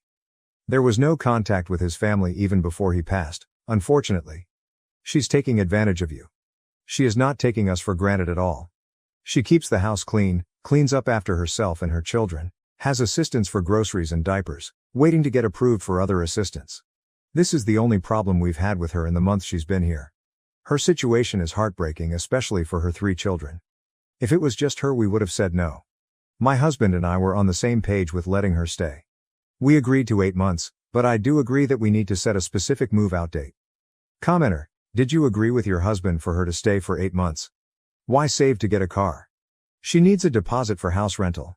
She doesn't have a job. Who will help with child care? I think you entered this in good faith, but it's such a burden to take on. OOP: yes, my husband set the 8 months timeline. She will need a car to get herself to and from work, as well as her children to and from daycare. Public transport where we are is non-existent. She's rebuilding from zero. It's gonna be hard. Commenter: 51% of Americans have life insurance, so it's actually more than half. It's very kind of you to help, but again, them not being prepared for life to happen is not your responsibility. You must pick your poison. OOP: agreed. But my husband and I cannot in good conscience let 3 babies be homeless because of their parents' bad decisions. Update post. This update is a few weeks overdue, but a lot has happened. It's so hard to fit every single detail of a situation in one post, especially while trying to respect my friend's privacy while going through such a rough time. But I took a lot of y'all's advice. I apologized to my husband and asked him what boundaries he has and what needs to change for him to feel more comfortable. We did have this conversation before they moved in, but things are so different than expected. I realized that I was putting my friend before my husband and it was a harsh wake-up call. My husband wasn't thinking about leaving me, but he was definitely unhappy. I am glad we had this talk because we have been a lot happier being on the same page. Well, we sat down and talked to my friend and it went great. She apologized for going into our bedroom when we weren't home and agreed that it was unacceptable and will not happen again. I told her the bedroom and study were off limits, no exceptions. Her children need to keep their toys in the playroom we made for them and not downstairs so they aren't taking over the entire house. She agreed to these things completely. We changed the door locks on the 2 rooms, as well as added cameras and a safe for valuables. Most importantly, we told her she needed to get a job and her children in daycare ASAP and gave her a hard deadline of April 1st. She took the whole conversation really well and said she needed this to happen so she could get out of her sadness and start building her life for her and her kids. 5 days later, she got a job and found a daycare for her children. It's been a complete switch in the energy in the house. My husband and I are spending more time alone in our home together and all of our set boundaries have been respected. To everyone that said they'd never take in their friend and 3 kids, that is exactly why she has nowhere else to go. No one said yes. It's been rough on everyone, but my husband and I are confident in our decision to help, even more so now that we both feel listened to. He has also worked on his anger towards said friend and feels more at ease while talking to her and existing in the same space.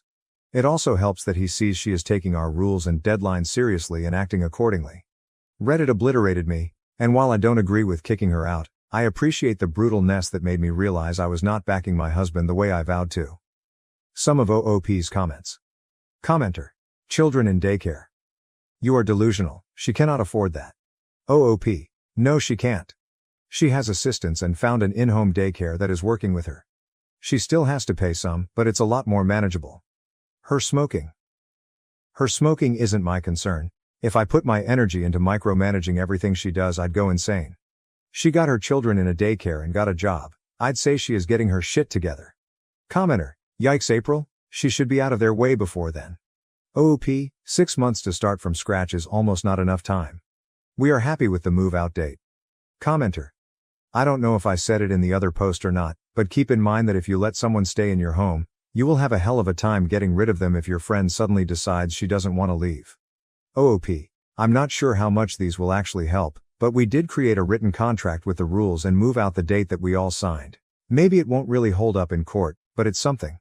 Commenter. So glad things worked out. Friends needed some boundaries too. OOP. Yes. I was so stressed about having too many rules, I didn't even think about the fact that it'd be so helpful for her as well. Commenter. That's good y'all had the talk. I definitely couldn't take in someone and their 3 kids. But one thing for sure, and she should have definitely known this, is you never go through the owner's bedroom. That is like a sacred area. My parents never told me that as a kid, but I've always thought that. It's the one area in the house you do not enter without permission. No idea what she was thinking going in there. OOP, her kids just lost their dad and don't fully understand it. They have meltdowns sometimes, and at the worst they all have a meltdown at the same time. She was desperate for a safe space for herself, which I can understand, but she can't compromise our safe space in the meantime. Go out back or front and lock the door, lock the bathroom door, etc. Motherhood seems intense. Commenter. You did well considering taking in a single mom with 3 kids. We need more PPL like you and your husband. PPL who don't get scared to sacrifice their comfort over someone else's living. I am 100% sure, all the good deeds you do to those kids and mom will come back in 100x more. You never know what life is planned for you. Once my parents took in a woman with 6 kids, 2 own children and 4 adopted, where husband tragically lost his life. Since then I have 6 more siblings. I am grateful to Allah for them. OOP, it was not an easy decision to make and even more not easy living in it. But my heart broke as I witnessed them jump from house to house and have no idea what was happening or when they would see their dad again. My husband and I are fighting a fertility battle, so in a way I took all of my sadness of not being the same to conceive and poured it into the 3 little ones. The experience we've gotten to prepare us for parenthood has been irreplaceable, and the love I have for them is deeper than I could have ever expected. I truly hope that my husband and I made a difference in their lives, giving them a place to be stable and safe. Our discomfort has a checkout date, theirs doesn't. Thank you for sharing your story with me. I turned down my ex's attempt to partner in my new restaurant after she sabotaged our first business and shattered my trust. I, 32M, and my ex-fiancée, Veronica, 31F, had a food truck together. We both dreamed of having our own restaurant when we first met 3 years ago while attending culinary school. While I had been working in kitchens since I was 16 to support myself, Veronica, who hailed from an affluent family, had never worked in the culinary sector prior to attending school. Despite our disparate upbringings, we clicked right away. When we first started the business, we were engaged for 2 years and dated for 6. Since I graduated, I had been saving money by working 60-hour weeks at different restaurants to accumulate cash and experience. By my 29th birthday, I had saved about $100,000. Veronica persuaded me to start with a food truck instead of continuing to save money until I could create a real restaurant. Before spending money on a complete restaurant, she suggested, it would be the ideal opportunity to test our concept and develop our brand. My entire concept and idea for the food truck came from me. By fusing contemporary cooking methods with my grandmother's traditional recipes, I want to serve fusion cuisine. Even though Veronica didn't contribute any money, I decided to make her a 50/50 partner because she looked pleased about it and we were engaged and hoping to get married within the year. I oversaw operations and cooking, while she handled all financial matters because she had accounting knowledge from a prior position. The first year was fantastic. We discovered the ideal location next to a few office buildings, and our food was well liked by frequent patrons. We were found by local food bloggers, who gave us excellent evaluations. We even made the list of the top 10 food trucks in our city. I felt like I had finally realized my dream after our accomplishment, and it was even more satisfying to do it alongside Veronica. However, after 14 months, things began to become strange. I started to see inconsistencies in our inventories. Based on our sales, supplies would run out sooner than they ought to. Veronica indicated that we might be squandering more food than we thought, or that some staff might be stealing when I brought this up to her. Since she was in charge of the books, I trusted her judgment. After that, I saw that funds appeared to be vanishing from our account. Despite making a healthy profit, we never appeared to have enough money for necessities. Veronica would become defensive and accuse me of not trusting her if I attempted to look at the books. "Do you think I'm stealing from us? Or don't you trust your future wife?" are some of the things she would say. I felt bad for even asking, because of her. When one of our suppliers called to inform us that we were 3 months late on our payments, it was the tipping point. I knew we had enough revenue to support our costs, so this was illogical. I checked our business account online while Veronica was asleep. I felt ill to my stomach after discovering what I did. Veronica had been regularly moving money, often thousands of dollars at a time, from our corporate account to her personal account. The following morning, when I confronted her, she sobbed and acknowledged that she had been stealing money for months. She stated that she needed money to support Andrea, 25F, her younger sister, who was allegedly having a lot of credit card debt and didn't want their parents to find out. I tried to be understanding even though I was upset. Andrea, who occasionally assisted us with the food truck, was also like a sister to me. It was unbelievable to me that she was in such difficulties and hadn't approached us immediately. In order to discuss the matter and determine how we could assist Andrea in managing her debt, I gave her a call. However, Andrea was utterly perplexed. She said that she had no debt and that Veronica had not given her any money. Actually, she was doing very well financially and had recently received a promotion at work. Andrea was astonished when I informed her of Veronica's justification for the missing funds. Over the course of 8 months, it was discovered that Veronica had stolen about $50,000 from our company. The complex lies she had said and the way she had exploited her own sister as a cover story were more significant than the money. Her tale altered when I approached her once more. She said she wanted to surprise me and that she had been saving the money for our wedding and a down payment on a home. She had been taking out cash at ATMs, according to bank records, but the money was nowhere to be located. I promptly called off our engagement. Veronica sobbed uncontrollably, alternating between pleading for my pardon and claiming that I was exaggerating. Her parents became involved, which made matters worse. They maintained that since we were engaged and would shortly get married, it wasn't actually theft. Her father even implied that my tight control over the company funds amounted to financial abuse. In order to settle our supplier bills, I had to sell the food truck. I lost nearly everything I had accumulated because of the stolen money and the depreciated worth of a used food truck. I almost went bankrupt and was horrified. According to Veronica's parents, it was only a little financial dispute that I had exaggerated. Even some of our mutual acquaintances said I should try to make amends with her since I was being too harsh.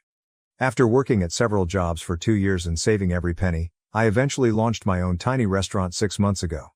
It's nothing special, but I own it and have total authority over it. I maintain thorough records of everything and engaged qualified accountants. The restaurant is thriving. We're already making money and receiving positive feedback. Veronica arrived during dinner service last week.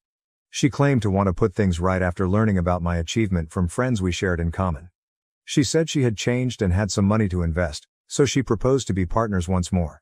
She mentioned how effectively we collaborated before to the problems and suggested that we work together to further the restaurant's success. She has persisted even after I urged her to leave after laughing incredulously.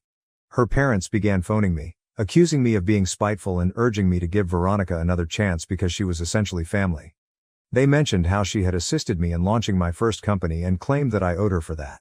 I blocked their phone numbers. On social media, Veronica's pals are now disparaging me and accusing me of being callous for failing to assist my ex-family in getting back on their feet. Since everyone deserves a second opportunity, several mutual friends claim that I'm being too harsh and that I should at least listen to her. Update. 3 weeks have passed since my last post. Thank you to everyone who left a comment and offered encouragement. I need to get this off my chest since, regrettably, things have become much worse. Veronica and her parents started visiting my restaurant during our busiest times after I blocked them. Initially, Veronica was the only one ordering water while seated alone at a corner table. She would remain for hours, looking at me every time I went by. Some clients observed the tension, and my employees began to feel uneasy. Her parents then joined in. They would only order the cheapest items on the menu and occupy a large table that could seat 6 people during our Friday and Saturday dinner rush.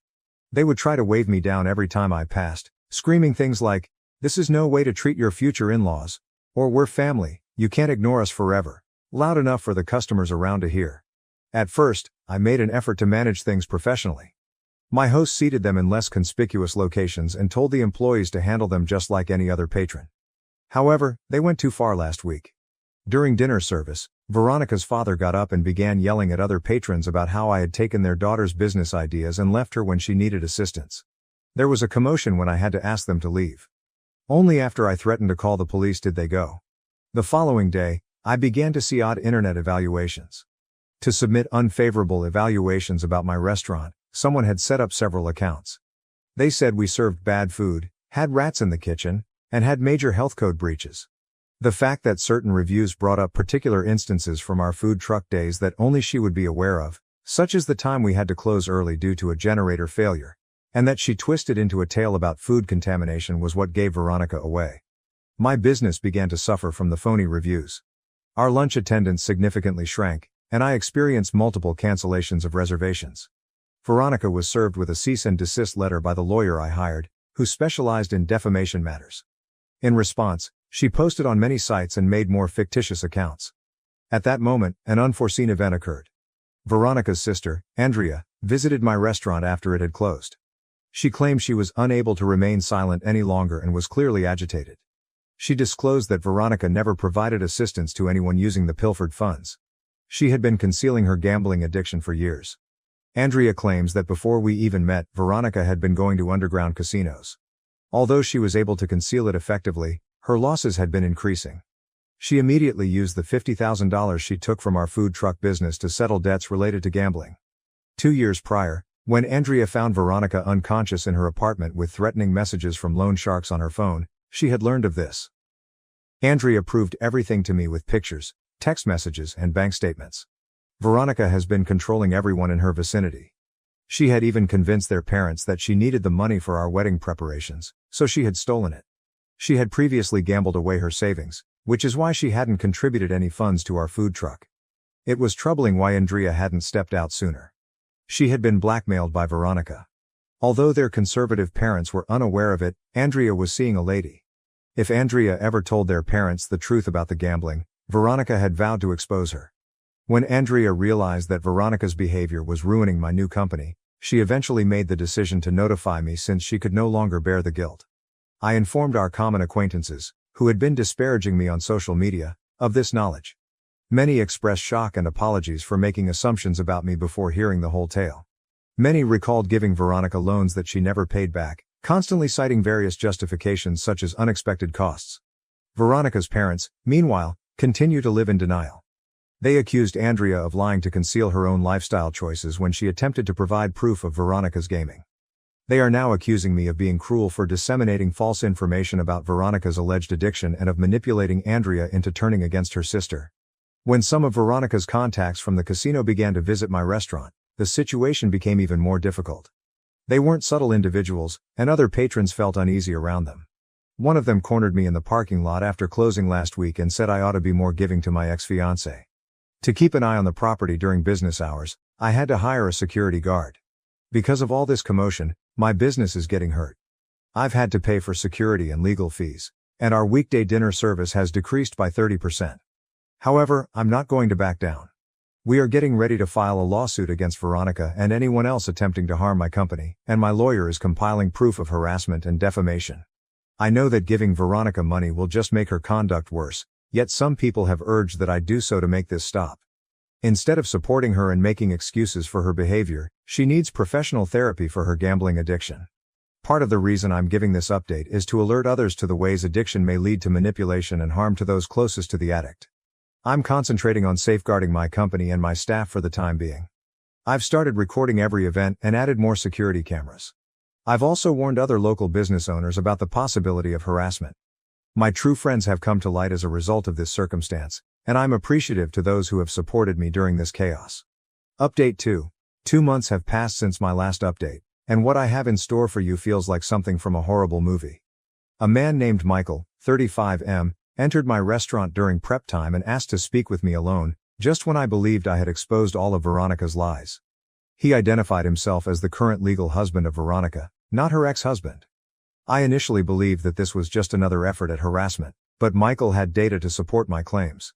He gave me their 7-year-old marriage certificate, pictures from their wedding, and court documents detailing his efforts to find Veronica 5 years ago after she vanished with their money. Since Veronica had never formally divorced him, our engagement was a sham. Michael told his story over lunch. He married young after being in love with Veronica in high school. They opened a tiny bakery in a different state with their wedding funds and a loan from his parents.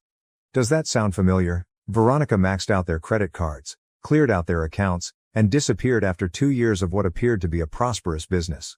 She only left a note expressing her sense of being stuck in the marriage. In addition to the divorce, Michael spent years trying to find her because she had ruined his family. In order to repay the company loans they co-signed, his parents had to sell their home. The time was ideal. 3 months before she met me at culinary school, Veronica vanished from Michael's life. When I brought up the topic of actually choosing a wedding date, she always had an excuse since she had changed her last name but had never formally divorced him. Michael's story made me feel physically ill. Veronica wasn't being sentimental or pragmatic when she recommended that we elope or expressed a desire for a small, private wedding ceremony. Legally, she was unable to wed me. She had previously stolen money from our food truck business, but this was her most recent theft. Surprisingly, Veronica revealed everything when I texted her to confront her about Michael. But she twisted the story, as Veronica always does. She said Michael had been abusive and domineering. Michael, however, showed me police records he had submitted, which demonstrated that she was the one who was abusing him and that she had to steal the money in order to get away. Veronica said that she had intended to divorce Michael in the end and that she had kept her marriage a secret from me out of protection. After hours of note comparing, Michael and I discovered that Veronica had been operating the same fraud in several places. She would connect with someone who wanted to launch a food-related business, get access to their money, and then drain their accounts. As far as we know, she had done this at least 4 times. Together with Michael's attorney, my attorney is currently constructing a fraud case against Veronica. At last, Michael is able to serve her with divorce documents. The fact that this seems to be a pattern of intentional illegal activity across several states is another reason why the authorities are interested. When further victims began contacting us, it was the biggest shock. Michael published my original Reddit post in forums for company owners after discovering it. 3 other individuals came forward with comparable accounts of Veronica. Even while she was still living with Michael, she was engaged to one. Every story had the same pattern. She would become part of their life, win their trust by falling in love and then take whatever she could. When Veronica's parents found out about her prior marriage, they eventually stopped supporting her. When her mother arrived at my restaurant in tears, she said she didn't know who her daughter was. However, they have just vanished without offering me an apology for their harassment and accusations. Andrea claims that in order to settle some of Veronica's gambling debts, they have deactivated their social media accounts, ceased frequenting the restaurant, and mortgaged their home. Since we called the police, the casino staff has also retreated. It turns out that some of them didn't want the spotlight and were operating an illegal gambling enterprise. Veronica owes them more than $200,000, we found out. She had been trying to recover her losses by spending the money she had stolen from me and other people, but she had only ended up losing more. At last, things are returning to normal at my restaurant. Regular consumers are coming back now that the phony reviews have been taken down. This strange experience has made me buddies with Michael. He even promised to assist me in growing my company after the legal matters are resolved. He stated that he hopes this entire fiasco would lead to something positive. I'm still amazed at how meticulously Veronica organized everything. She made up whole false personas and life tales in addition to lying about minor details. Since they discovered anomalies in her application materials, the culinary school where we met is currently looking into the matter. Her entire existence seems to have been based on falsehoods. Update 3.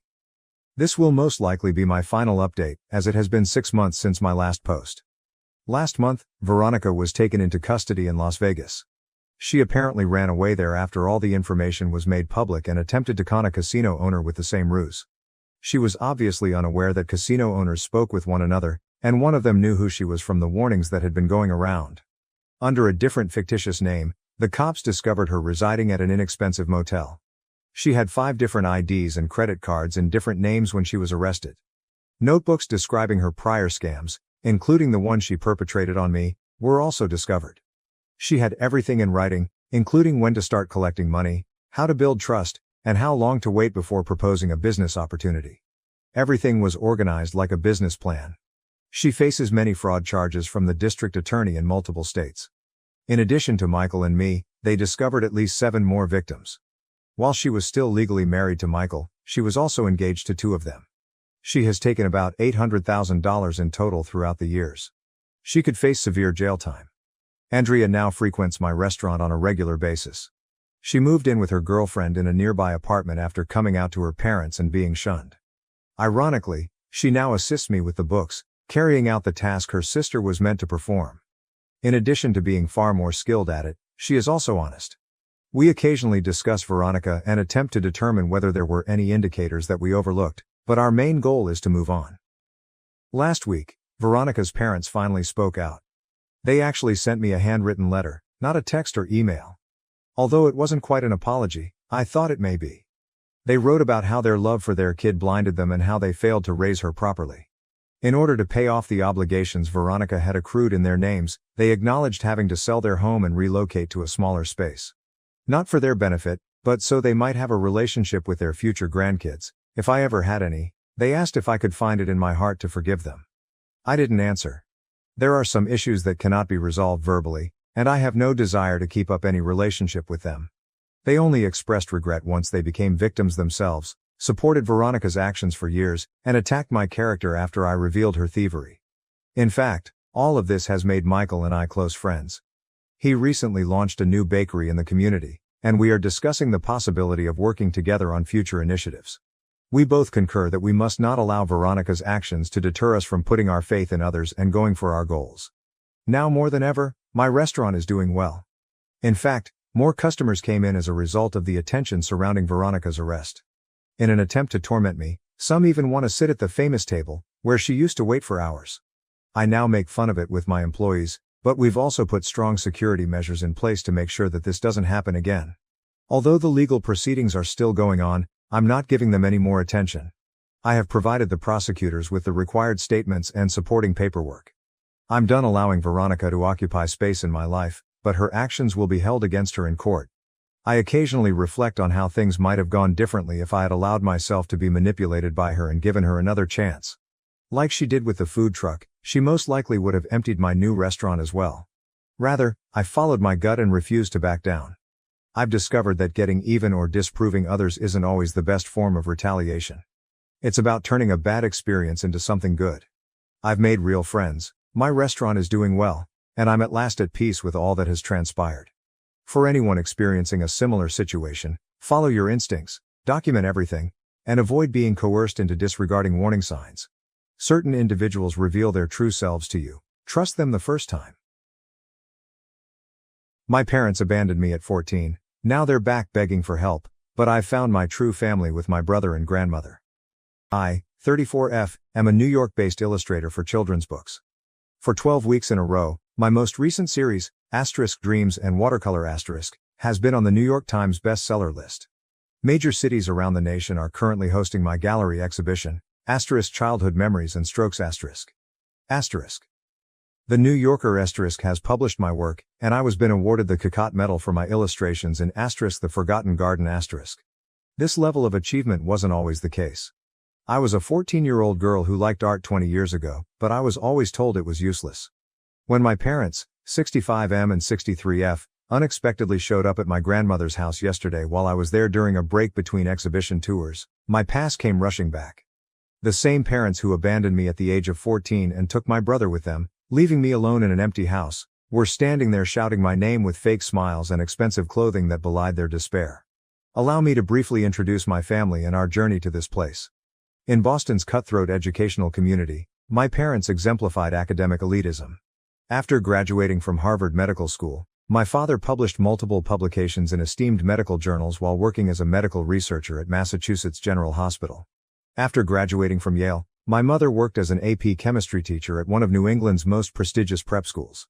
They were adamant that a person's value was established only by their educational background and prospective earnings. From my very first recollections, our household seemed less like a home and more like a distinguished educational institution. Academic honors, medical journals, and achievement certificates dotted the walls. The topics of discussion at dinner included the most recent academic papers and Ivy League acceptance rates. In front of their equally aristocratic acquaintances, my parents paraded my brother's academic accomplishments at their many dinner parties. The jewel in their crown was my brother. He was prepared for medical school from the time he could read, as evidenced by his flawless SAT scores by his junior year, consecutive A's in every AP course, and his leadership of the math team and scientific club. Despite his innate academic prowess, I occasionally caught him yearningly gazing at the basketball court during his required study sessions. However, I was unique. I was drawn to painting as soon as I could grasp a crayon. I was using photos to create whole stories while other children were learning their ABCs. My artistic skills were recognized by my preschool teachers, but my parents disregarded them as cute but impractical. Despite their constant promotion of instructive movies and academic flashcards, I always returned to my sketchbook. By middle school, there was a huge difference between what my parents expected of me and what I actually experienced. My grades were extremely erratic. Even after hours of forced tutoring, I would hardly pass mathematics but receive an A+ in literature when we studied poetry. My haven was art class. My parents never showed up for the ceremonies, even though I won the statewide Young Artist competition 3 times in a row. My first true supporter was Mrs. Thompson, my art teacher at Franklin Middle School. She acknowledged not only my technical proficiency but also my distinct visual narrative style. She would remain after school to teach me new skills and tell me, "You have a gift. People are moved by your art." She made several attempts to contact my parents with notes about scholarships for art school and potential careers in drawing and animation. Those notes, always followed by my mother's characteristic scoff, inevitably ended up in the trash. As we grew older, the differences between my brothers and my lives became more noticeable. He received new clothes for each academic accomplishment, visited academic summer camps at prestigious colleges, and had private tutors for every topic. In the meantime, I spent summers alone myself in my room while they took my brother on college campus tours, wore my brother's hand-me-downs despite being a girl, and ate whatever was left over after their family dinners, which I was frequently told to forgo in order to concentrate on getting better grades. The infrequent times I spent with my brother were the only positive aspects of our family. He occasionally crept into my room late at night to help me with my arithmetic homework and bring refreshments from his study sessions. "Your drawings are amazing," he would mutter as he carefully perused my sketchbook. "I wish I could create something like this." Although those times of intimacy were priceless, they were always tempered by the awareness that publicly endorsing me would put him in danger of being targeted by our parents. Home life grew more and more alone. My parents no longer acknowledged me unless it was to bring up yet another academic setback. They told me I needed to do my own laundry by setting up a washing machine in the basement and placing an instructional DVD close by. When they weren't around, I had to scrounge meals out of the refrigerator. My room, which was stocked with art equipment I had saved up for by gathering recyclables and helping out around the house, became both my haven and my jail. After then, everything changed on that Tuesday in April. After looking over my portfolio, Mrs. Thompson was overjoyed. She exclaimed, "This is college-level work," while displaying pamphlets from many art schools. "With your talent you could get a full scholarship." I felt for the first time that there were actual options for my future. With aspirations of art school and a future where I could be myself, I recall almost flying home. However, the house felt different, empty, when I opened the front door. There were none of the typical sounds of my mother typing or my brother's study music. The quiet was overwhelming. A note was placed on the dining room table, the same table where I was not permitted to eat with them. It was my mother's handwriting, chilly and exact. "Your brother will be moving to a different school. We've made it possible for you to live here." That was it. No contact details, no explanation, no farewell. I was left behind like unwanted furniture in a house that had been abandoned after they had stolen my brother. I passed out in the hallway. My portfolio all over the floor, my tears mingling with my sketches. I sat there for hours trying to figure out what I had done to merit such total desertion. Even though it was getting dark inside the house, I was unable to move. I mistakenly hoped that they would return, that this was simply some fancy lesson about academic dedication, as I heard every creak and moan of the house. Practical concerns started to surface as the shock subsided. I was 14 years old. How was I to survive on my own? What about expenses for education, bills and food? In my distress, a recollection of my grandmother came to mind. We used to see her frequently before my mother and her had an inexplicable falling out. She was a foster home caregiver who never questioned my love of art and always had a special grin for me. I spent hours looking through old documents and cabinets before discovering an address book hidden under the landline phone. With shaking hands, I called her number, hoping it was still active. I started crying when her kind voice answered. I was able to describe what had transpired despite my emotions. "I'll come right away, sweetheart," she responded without hesitation, and I will never forget that. "Bring anything that is important to you." Considering that she lived 2 hours away, my grandmother came in record time. She remained silent when she saw me with my painting tools all about me, my clothing filthy and my face wet with tears. She simply gave me a hug while softly caressing my hair in a way I had nearly forgotten was possible. She whispered, "Your beautiful art," as she studied my strewn about drawings. "Let's get you and your talent somewhere safe." My life was totally altered by the years I spent with my grandmother. She resided in an ancient house surrounded by nature in a little hamlet in western Massachusetts. My new school was completely different from my previous one. It was smaller, more caring, and had teachers who valued me as a person rather than just my GPA. I was able to breathe for the first time. My grandmother used some legal wrangling to convince my parents to give minimum financial support. I later found out that she had threatened them with child services and public exposure. But that was all they were involved in. I never saw or spoke to them, and I never even got a birthday card. My granny turned into my staunchest ally. Using materials she found at flea markets and yard sales, she converted the sunroom into an art studio. She used to say, "Art supplies are an investment in your future, even in times of financial hardship." She helped me prepare my first portfolio, photographed every piece I made, and went to every art show. I saved every cent for art school by working part-time jobs throughout high school. Because my teachers helped me make connections between art and other courses, rather than because I felt under pressure, my grades also improved. Perspective and composition became central to geometry. I learned about color theory and pigments thanks to chemistry. My illustrations were inspired by history. With the help of my grandmother's constant support, part-time job and student loans, I managed to attend the Rhode Island School of Design after winning a partial scholarship. College changed my life. I discovered my voice, my community, and my style. A small publishing business became interested in my thesis idea, a children's book about a young artist figuring things out. It wasn't an easy road to success. I barely made enough money from my first novels to pay off my student loans. I worked as a freelancer, lived in a small studio apartment, and occasionally questioned whether my parents were correct to say that art was not practical. However, I persisted in pushing, creating, and believing in the road that my grandma had guided me to. Then everything changed 3 years ago.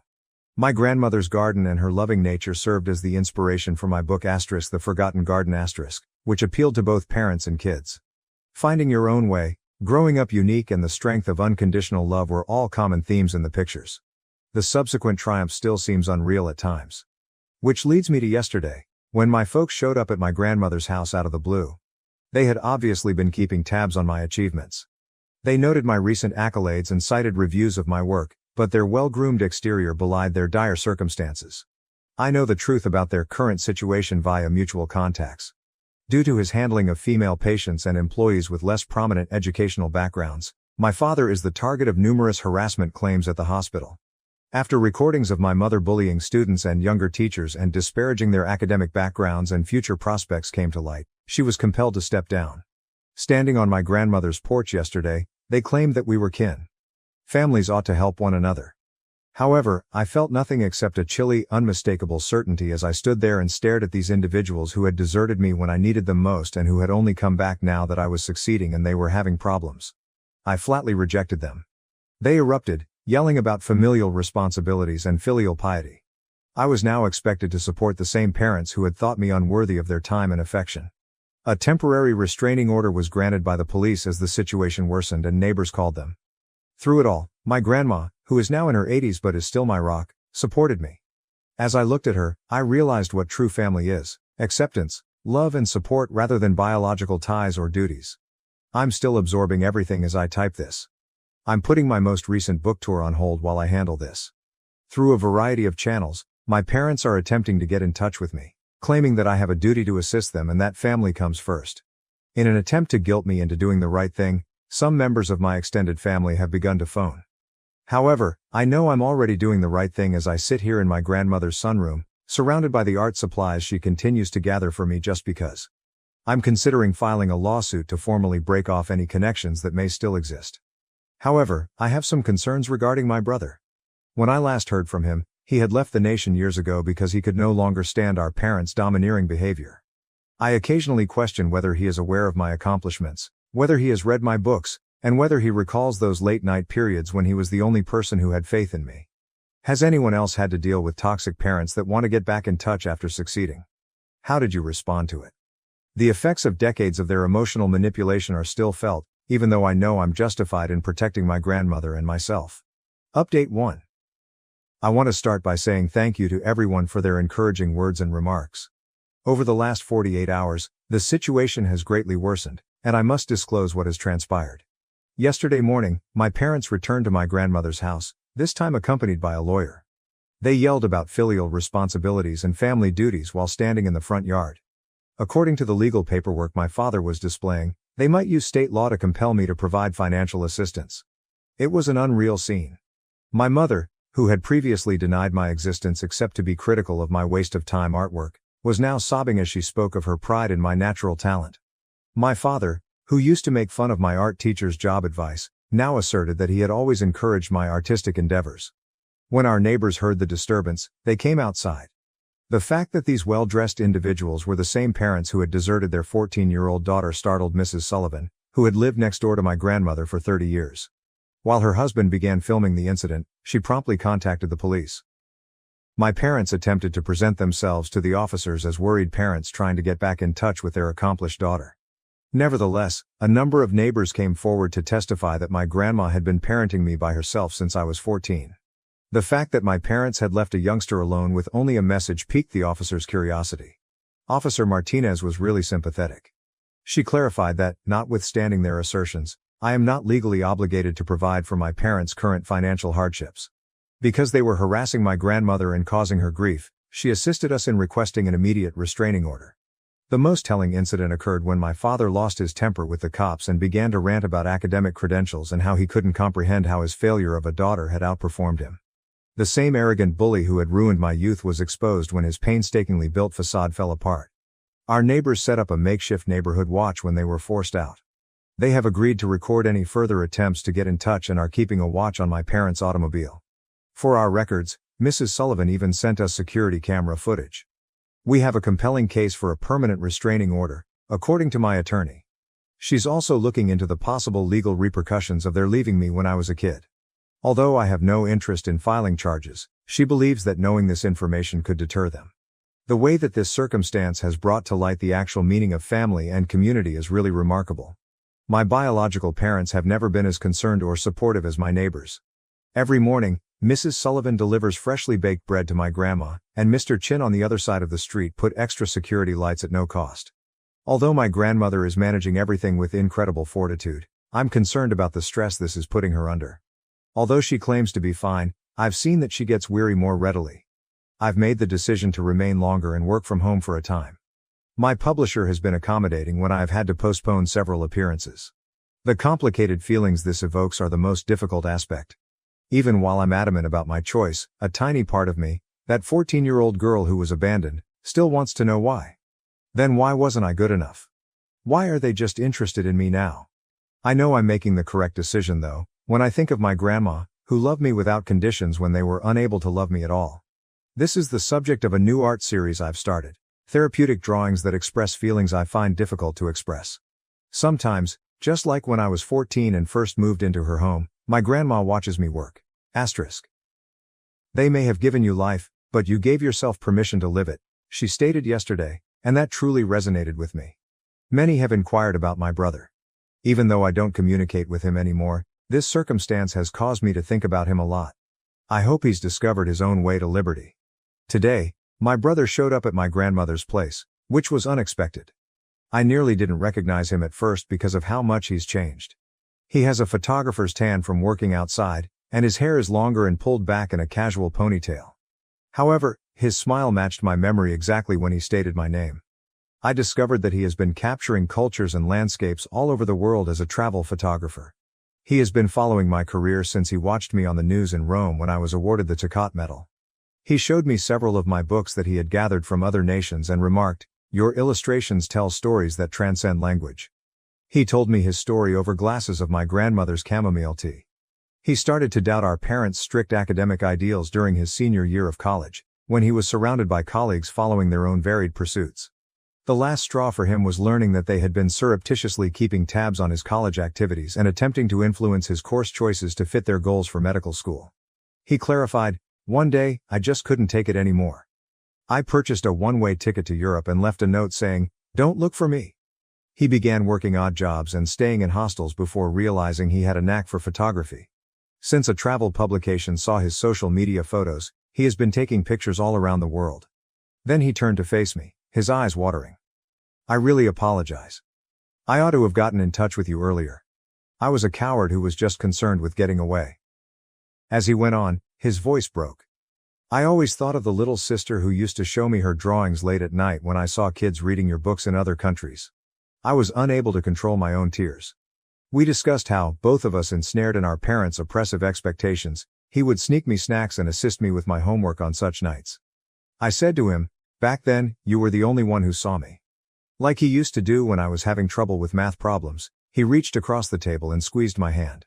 He also discussed his knowledge of our parents' demise. After he left, their behavior seemed to have gotten worse. They became more and more oppressive at work without either of us to keep them in check. While Mom's verbal abuse of students and younger teachers finally caught up with her when someone filmed her outbursts, Dad began to harass female patients who didn't reach his educational standards. Occasionally, my grandmother wiped away tears as she observed our reunion from her favorite armchair. She disappeared into the kitchen to make her unique candied sweet potatoes, which she used to make for our infrequent visits as children, when we inquired about lunch. The flavor reminded us of the good old days before our parents' greed ruined everything. We discussed future plans over dessert. The location of my brother's upcoming photographic project is only a few hours away in New York. As we looked at old pictures my grandmother had saved, my brother reflected, "Sometimes I wonder if they ever loved us." We're going to hold monthly family meals here at grandmother's house, real family dinners, full of love and acceptance instead of academic pressure and judgment. "Perhaps in their own perverted manner," I answered. "But they were more in love with their conception of success." He nodded, fully comprehending. "No more 20-year gaps, okay?" my brother said as he gave me a hard hug before he left. "Little sister, you're trapped with me now." I was at ease with my choices for the first time since our parents returned. We came here because of their desertion, to a freedom and familial connection they could never comprehend. After he went, my grandmother said it best. "Families are sometimes made rather than born. Founded on understanding, love and second chances." She is correct as usual. Our parents attempted to mold us into their ideal of success, but life had other ideas. Through the lens of a camera, my brother discovered his art. Illustration helped me discover mine. Together, we discovered the true meaning of family. I appreciate all of the encouraging remarks. Yes, the restraining order against our parents is still in effect. Even though our new family is smaller, it has a stronger foundation than any degree could ever offer. 2 weeks have passed since my brother's unannounced homecoming, and I feel ready to finally discuss how things have calmed down. A lovely event that encapsulates our new reality occurred today. On the few occasions that our parents would allow us to visit as children, my grandmother would prepare her special candied sweet potatoes, which she surprised us with. As she placed the dish on the table, she exclaimed, her eyes sparkling, "I've been waiting years to see you two share these again." My brother and I looked at each other and giggled as we recalled how, when our parents weren't there, he would covertly store some for me. Through mutual contacts, we discovered more information about our parents' current circumstances over the sweet potatoes. The whole story is worse than we first believed. In addition to his unwanted approaches on female patients from what he deemed to be suitable academic backgrounds, Dad's harassment at the hospital was not limited to his educational background. In the meantime, Mom's bullying at school had gotten so bad that a number of pupils had anxiety disorders, which prompted several parent lawsuits.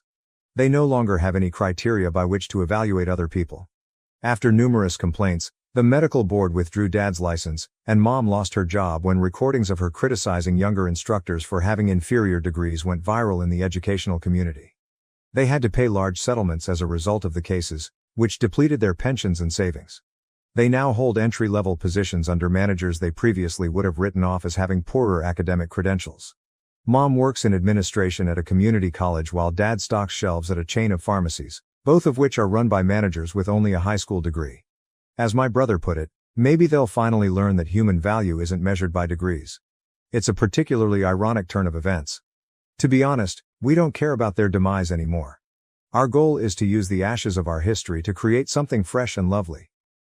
Today, my brother came up with a fantastic idea. Every month, we will gather at our grandmother's house for authentic family dinners, free of academic scrutiny over meatloaf and without any exclusions.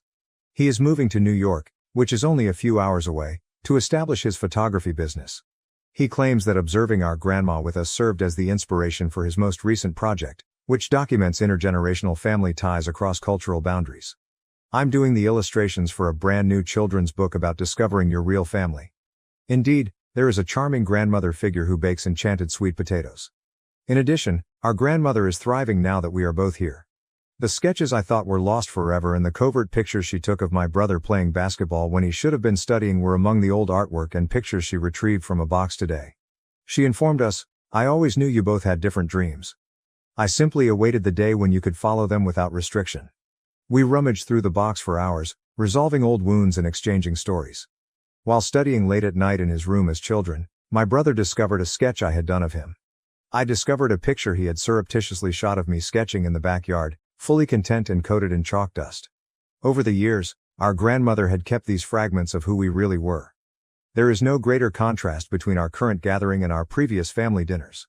Rather than a tense quiet punctuated only by questions about grades and test scores, our discussion flowed freely, alternating between our grandmother's soft advice, my brother's travel adventures, and my most recent illustrations. The sweet potatoes, which somehow taste much better than we remembered, brought us to tears of laughter.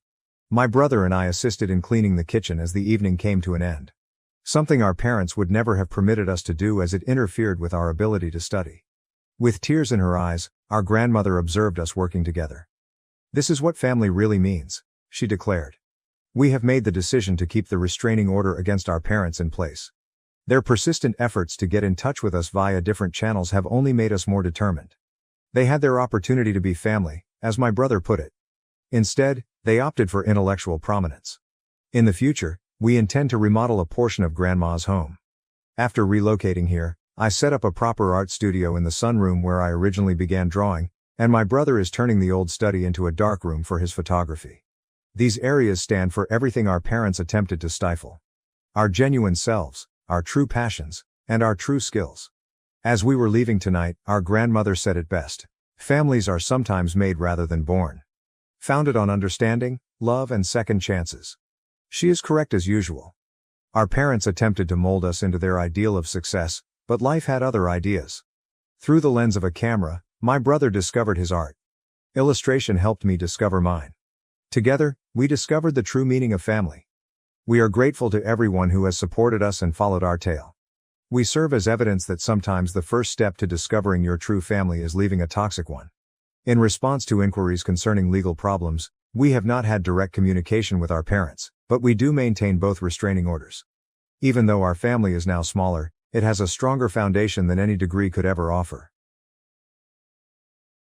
Am I the asshole for publicly exposing my aunt and entitled cousin after they ruined my birthday and made it all about themselves? After my aunt and pampered cousin turned my birthday party into a humiliating event, I publicly exposed them. Karen, my aunt, is 41 years old. She has been married to my 43-year-old uncle for just over a year. Emily, Karen's 12-year-old daughter from a previous relationship. She never had a father figure growing up, so even though my uncle only entered her life when she was 9, he has always treated her like his own daughter. My uncle brought Karen and Emily to our family when their romance turned serious. They have attended the majority of get-togethers and family vacations ever then.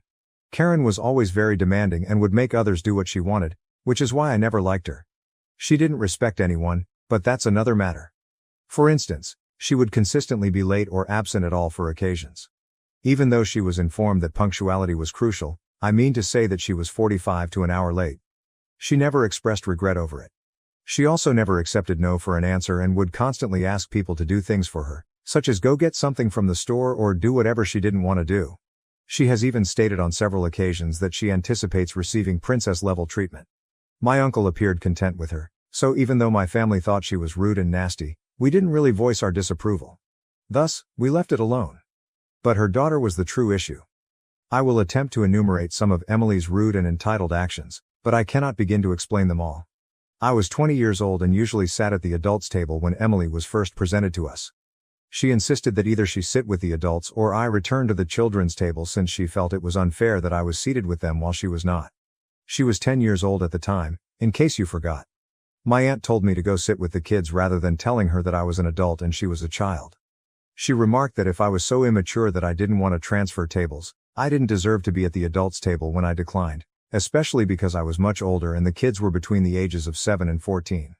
She made sure I sat with the kids ever after. Even while I was working or engaged in other activities, Emily would constantly ask to play with me. While I refused, she would act out. I was constantly reprimanded by her mother for being a bad cousin and causing a youngster to cry. I was even made to go play with her by her.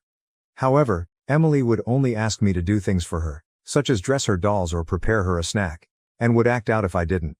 She would constantly take my belongings, particularly my clothes and makeup. She threw tantrums when I told her not to since, first of all, she didn't ask for permission and, second, she wasn't old enough to wear cosmetics.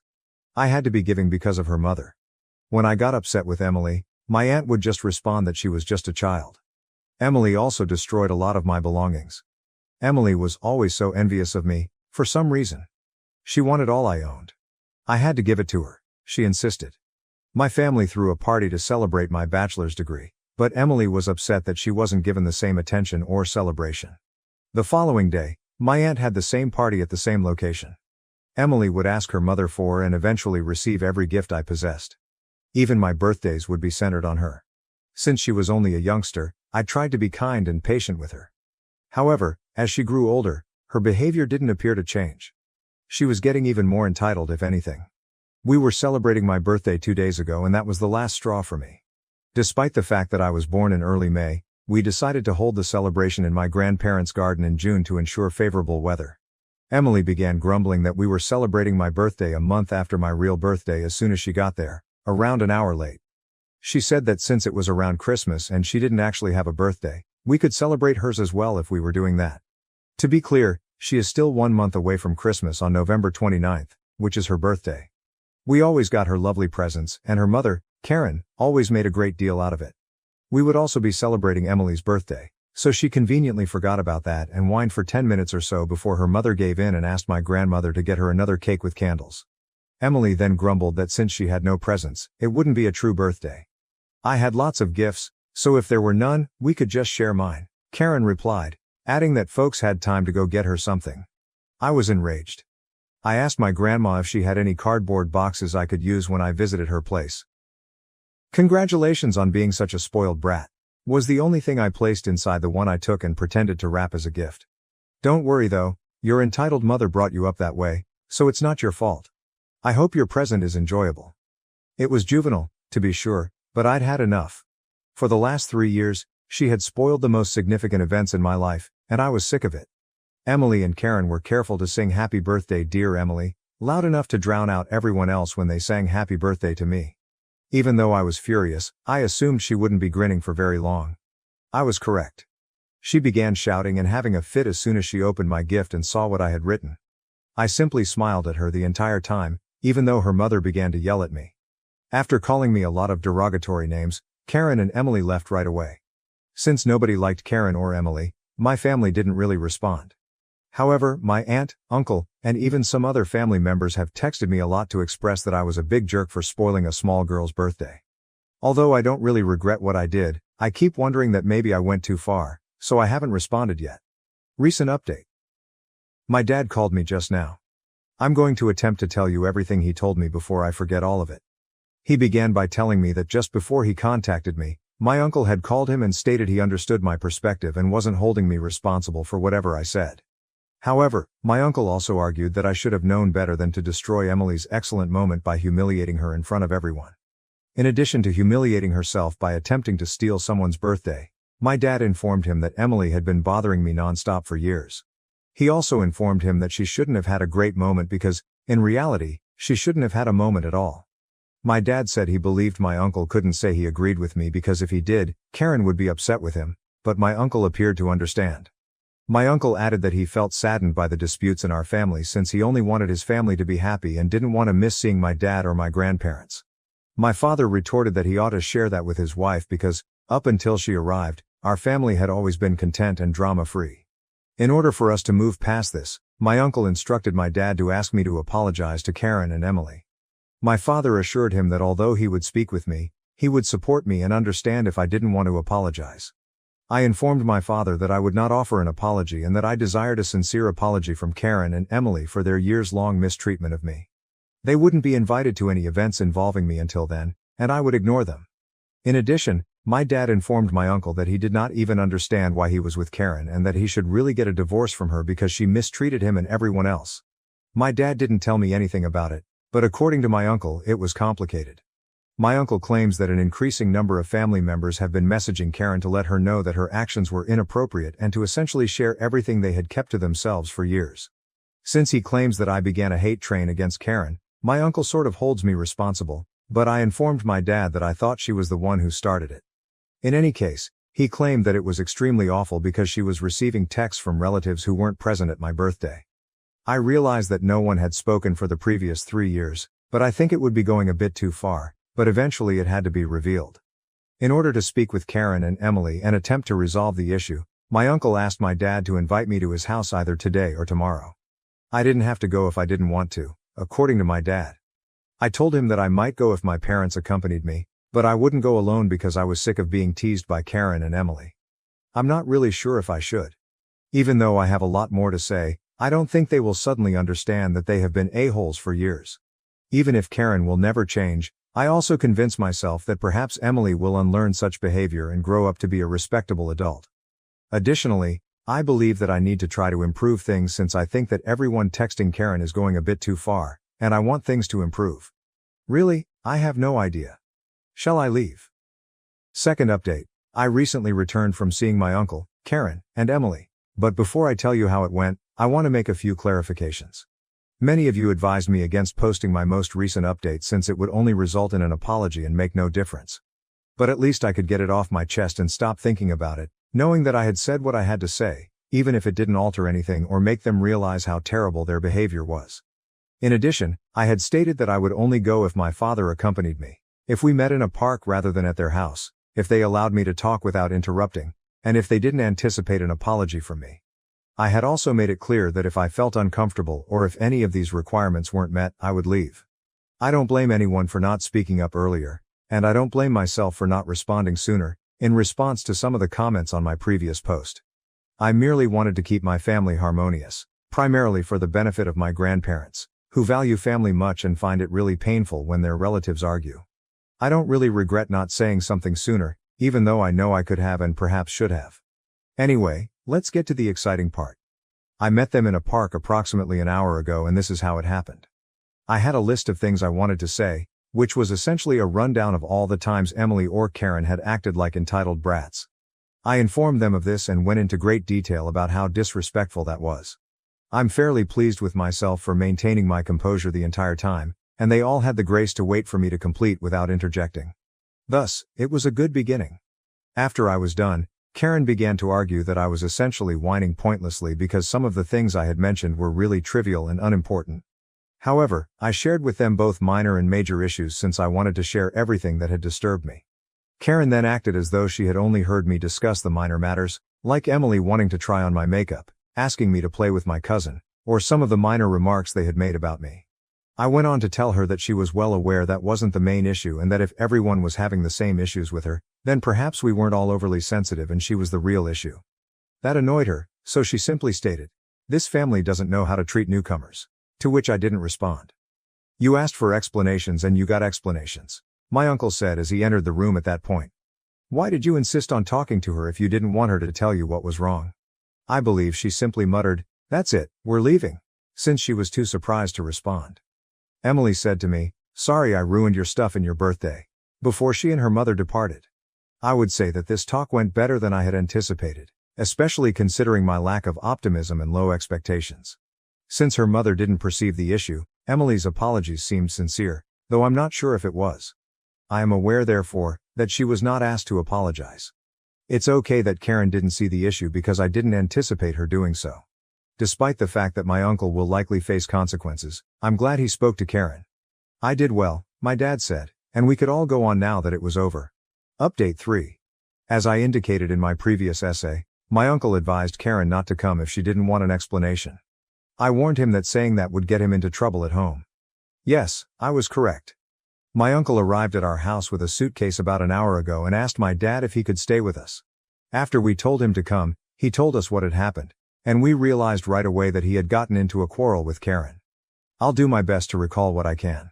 After I spoke with them, Karen ignored my uncle for the remainder of the day and gave him the silent treatment when they came home. To be honest, given how manipulative she is, I'm not particularly surprised by that. She knew just how to apologize and make him feel horrible. But my uncle simply took his penalty because he didn't want to apologize.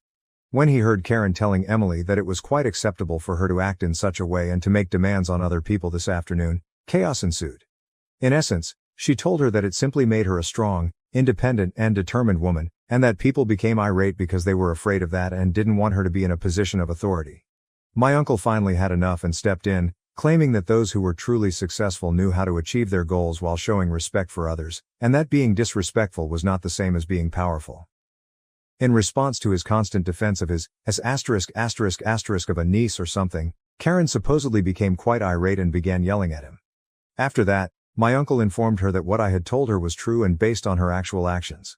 He advised her to alter her conduct and acknowledge that she was the issue if it caused her to feel uneasy and irate. He got weary of her ranting and decided to take a drive because she kept yelling at him. She had placed a bag with some of his belongings in front of the door and locked him outside when he returned. Thus, he visited our home.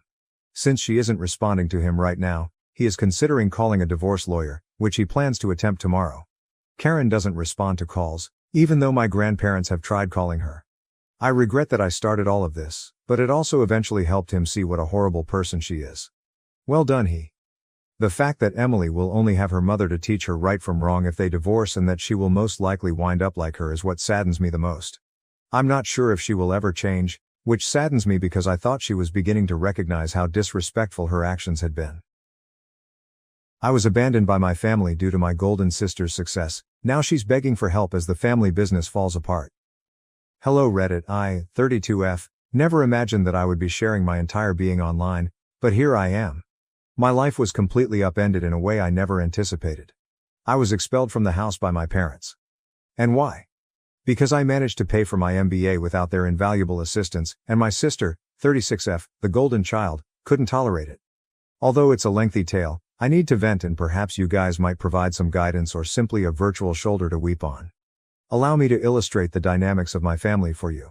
I've always been the underdog, the last in line, and the one who never quite fits in. It was obvious from the beginning that my sister was the favorite growing up in a suburban community just outside of Chicago. My folks would hold a parade if she received an A. It was like, oh cool, what's for dinner?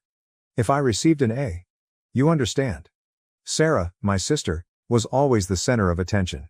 She seemed to do better at everything without really trying, and she was more attractive and gregarious. School plays? She took the lead. Captain of a sports team? Naturally. Grades? Perfect scores. I was the awkward bookish kid who didn't want to be in the spotlight and would rather sit in my room and code. My parents were enamored with Sarah as if she were a prodigy when she enrolled in a prestigious business school. They covered everything, including her tuition, fashionable clothes, her apartment in a fancy area of town, and even her excursions to Cancun over spring break. They were often boasting to anyone who will listen about their successful daughter because they were so proud of her. I kept my head down and assumed I would have to handle things alone in the interim. Despite taking out loans and working part-time jobs during my time in college, I was still able to earn honors in computer science. But was there a celebration for me? No, my mother just said, "Dear, that's nice. Have you looked at the pictures from Sarah's graduation? Wasn't she beautiful?" In the present, I have spent the last few years managing projects for a digital company. Although it pays the bills and is a fine job, I'm looking for more. One day, I hope to launch my own business, rise in my job, or even get into top management. I therefore made the decision to apply to a respectable university's MBA program. The catch? The cost of tuition is extremely high, 6 figures to be exact. I had the hope that my parents might lend me some support. After all, they funded Sarah's whole schooling, right? After a family supper one evening, I sat them down and, to my astonishment, the topic of conversation revolved around Sarah's most recent achievement at the family restaurant. I outlined my strategy, gave them an overview of the school, described how it would advance my career, and then tactfully brought up the topic of tuition. The expressions on their faces. It would seem as though I had asked them to sell their kidneys or something. They informed me outright that they couldn't pay my tuition, which is fine. I understand that MBAs are costly. But the fact that they refused to even co-sign a loan was what really infuriated me. I only wanted their assistance so I wouldn't be drowning in debt for the rest of my life, not to pay for everything. Their logic. We have already covered Sarah's tuition. Now is the time to consider our future. The worst part is that they also intended to grow the family restaurant. It seemed like they were investing all of their savings in that. What I was hearing was unbelievable. So you could afford Sarah's entire education, but you can't even co-sign a loan for me? Trying to speak steadily, I asked. Well, honey, Sarah's education was an investment in the family business, my mother boldly said. You have an MBA? That's only for you, isn't it? Only for me? As if I weren't related to them? As if they didn't care about my success? I was at a loss. My parents seemed to be putting unnecessary barriers in my path, but I didn't want to miss this chance. When it came to me, they had to be prudent and frugal, but they had no trouble spending a lot of money on Sarah. I had no choice but to ask my Aunt Margaret. Now, let me tell you that my dad's older sister, Aunt Margaret, is quite different from my parents. To be honest, she is far more successful than both of them and works as a neurosurgeon. She has always been nice to me though, and she's also quite grounded. There was always this strange tension between her and my parents. At family get-togethers, they would pretend to be courteous, but I could tell they were resentful of her success in comparison to their own. In particular, my dad detested feeling like he was overshadowed by her. When I was younger, I overheard arguments in which my dad accused Aunt Margaret of being conceited and defaming him. At first, I wasn't particularly interested in involving her, but I was desperate. One day, I contacted her to see whether she would be able to assist me with the tuition. I described the circumstances, my parents' refusal to assist, and the significance of this MBA to me. Aunt Margaret made no hesitation at all. Of course I'll help, she said. Why didn't you approach me earlier? It would be an honor for me to invest in your future because I've always believed you have a lot of promise. I felt so grateful, but I was also afraid my dad would find out. He would go crazy if he found out that I had approached his sister behind his back to request money. In order to keep it a secret, I pleaded with Aunt Margaret. Recognizing the complicated family dynamics at work, she concurred. After that, everything was well for a time. Since my tuition was paid for and I was preparing to begin my MBA school, I assumed I was safe. I felt both anxious and optimistic about the future. I felt like I was winning for once. Sarah made the decision to wreck everything at that point. I'm still not sure how she learned that I had asked Aunt Margaret for assistance. Perhaps she snooped through my emails when I wasn't looking, or perhaps she overheard a call. However, she did discover, and as the golden child that she is, she was unable to ignore it. She had to make it into a large, theatrical spectacle. After a long day at work, I was thrilled to share some news about my impending MBA orientation when I got home one evening.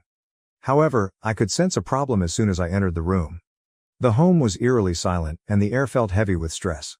My heart fell as I walked to the living room. Everything I owned, including my books, clothes, and even my bedding, was put up in boxes. I felt as though the house was erasing me. Sarah was standing off to the side with this smug, self-satisfied expression on her face while my parents were seated on the couch, their emotions a mixture of disappointment and rage. I had the impression that I had entered a perverse intervention. My father wasted no time. "Explain this," he asked, tossing me a pile of papers. I picked up the papers with trembling hands, not understanding a word he was saying. I became aware that Sarah had completely lost her mind at that point. She had created these fictitious emails between Aunt Margaret and me, giving the impression that I was betraying the family. The emails gave the impression that I had given Aunt Margaret the trade secrets of our family restaurant in return for her covering my tuition. Recipes, supplier details, and even the restaurant's finances were discussed. I didn't really have access to any of these things, but Sarah did. My eyes were unbelievable. After looking through my laptop, Sarah discovered several emails that I had sent with Aunt Margaret, which she subsequently altered using Photoshop or some other program. She painted me as a traitor of some sort, as though I had betrayed our family. I was taken aback. This isn't real. I stumbled my way out. These emails are fraudulent, I would never do this. My parents, however, didn't even pay attention. My mom was crying as they stood there, and my dad was furious and red-faced. He said, "We trusted you, and you stabbed us in the back." They trusted Sarah, regardless of what I said. Since they obviously did. She was always believed by them. It felt as though I had vanished from the world and that all the years I had spent being a good daughter, working hard and never getting into trouble, were in vain. I knew then and there that I would always be second best in their eyes. They would always have doubts about me. My father said, "You must go," in a chilly tone. "We won't have a traitor in this house." I pleaded with them to think again.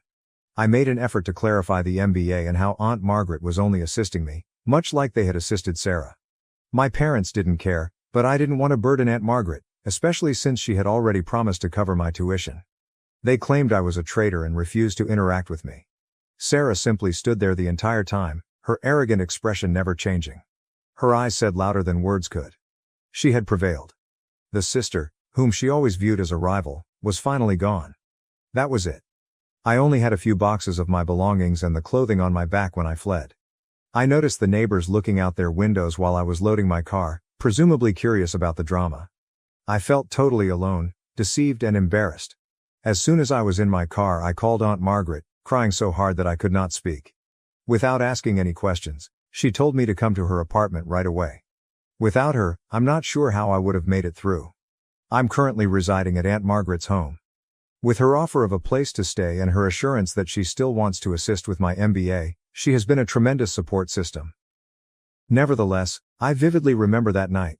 Sarah standing there with that arrogant expression on her face, knowing she had won, my parents glaring at me like I was a criminal, and all of my belongings packed away when I walked into my house. I don't know. I'm not sure what to do. Reddit. A part of me wants to defend myself and show that Sarah was lying. If I looked closely enough, I could certainly find proof that the emails were forged, but I also want to break all connections and never look back. For those who are so eager to assume the worst of me, why should I fight? How can I possibly comprehend this betrayal? Given that my own family has abandoned me, how can I go on? In a few weeks, the MBA program will begin and I should be thrilled. However, I'm coping with this emotional trauma instead. I keep going over everything again in my mind, wondering if I missed any clues. Was Sarah this cunning all the time? Were my parents as eager to discard me all the time? After this, how can I ever trust anyone again? Aunt Margaret advises me to concentrate on the chances my MBA will present for my future. Although it's difficult to look past the hurt and rage in the moment, she claims that achievement is the best form of retaliation. I would appreciate any guidance. From here, how do I reconstruct my life? Given that my own sister would go to such extent to harm me, how do I handle this? And when I feel so damaged on the inside, how do I interact with my MBA program instructors and classmates? Here, I feel like I'm drowning. Give me a lifeline, Reddit, if you can. Update 1. It's been a long time, 3 years to be precise, Reddit. Since I last wrote about my family throwing me out, a lot has happened. I wanted to let you know how things have progressed.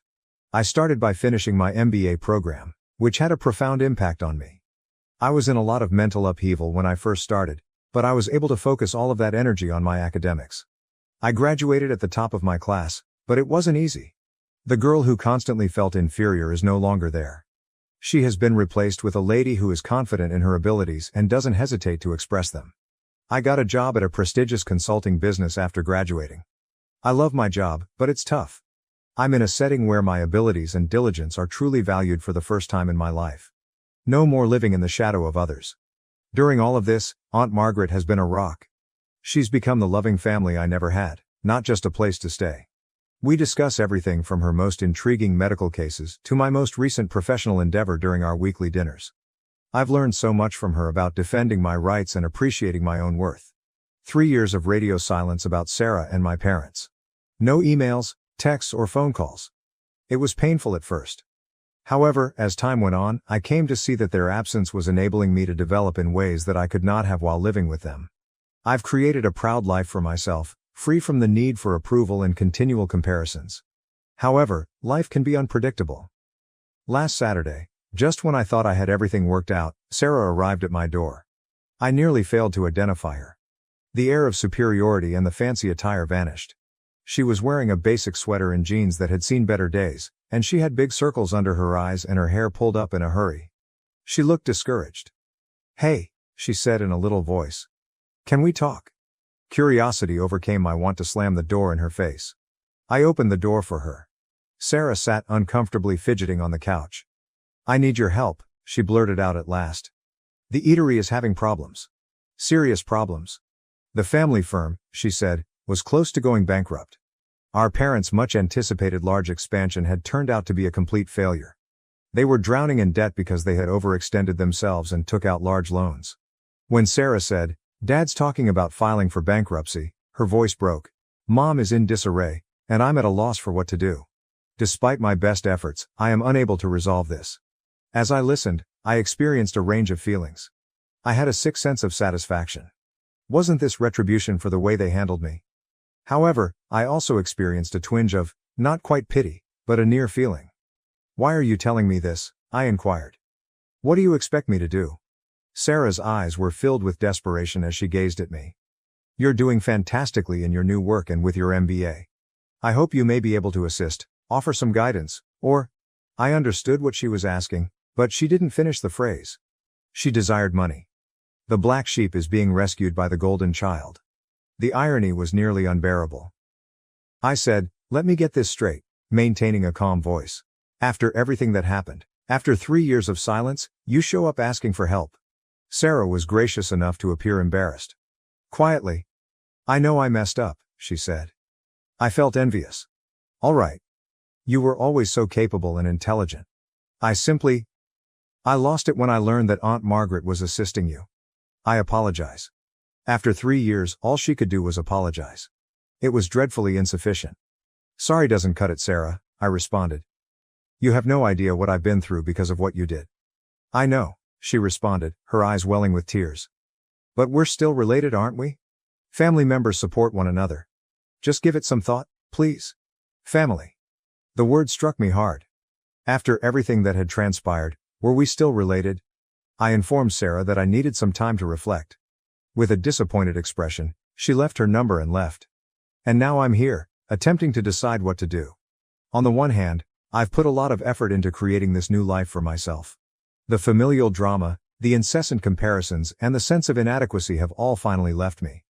Is it really my intention to become entangled in all of it again? However, a tiny part of me still gives a damn. I feel something when I consider my parents' bankruptcy, not quite pity, but also not disinterest. However, there is a part of me that sees this as a chance to show them what they lost when they rejected me. To definitively demonstrate that I am not the failure they have always believed me to be. However, is it worthwhile? After the way they treated me, do I owe them anything? And would things truly change even if I did help? Or, regardless of what I do, would I always be the second best daughter? Reddit, I'm conflicted. How would you respond if I were you? Should I defend myself and let my family work out their own problems, or should I assist them and run the danger of getting injured again? I've been thinking about it for the past few days, but I'm still not convinced. A part of me wants to step up, offer them a helping hand and pull them out of this mess. It might present an opportunity to re-establish our friendship on more equal terms. Another part of me, though, is screaming to go away. I'm still recovering from the profound damage they caused me. Would I truly want to expose myself to that suffering once more? Aunt Margaret and I have discussed it. As usual, she has been encouraging, telling me that she will support me no matter what. However, she cautioned me as well. "Sometimes helping others means sacrificing yourself," she stated. "Make sure you're not setting yourself on fire to keep them warm." I've been distracted recently, and my coworkers have noticed. Some have listened sympathetically, but I haven't told them the specifics. One of them stated, "Sometimes the most professional thing you can do is to keep your personal life separate from your work." That statement has stayed with me ever since. The MBA courses on crisis management and corporate turnarounds are still on my mind. It's likely that I could assist them and provide a strategy for escaping this situation. Should I, though? Am I accountable? What about the apologies from Sarah? Is it sufficient? Is this just another ploy, or can I believe that she truly feels bad? I'm also concerned about how it might affect my personal financial security. Even though I'm doing well now, I'm not exactly making a ton of money.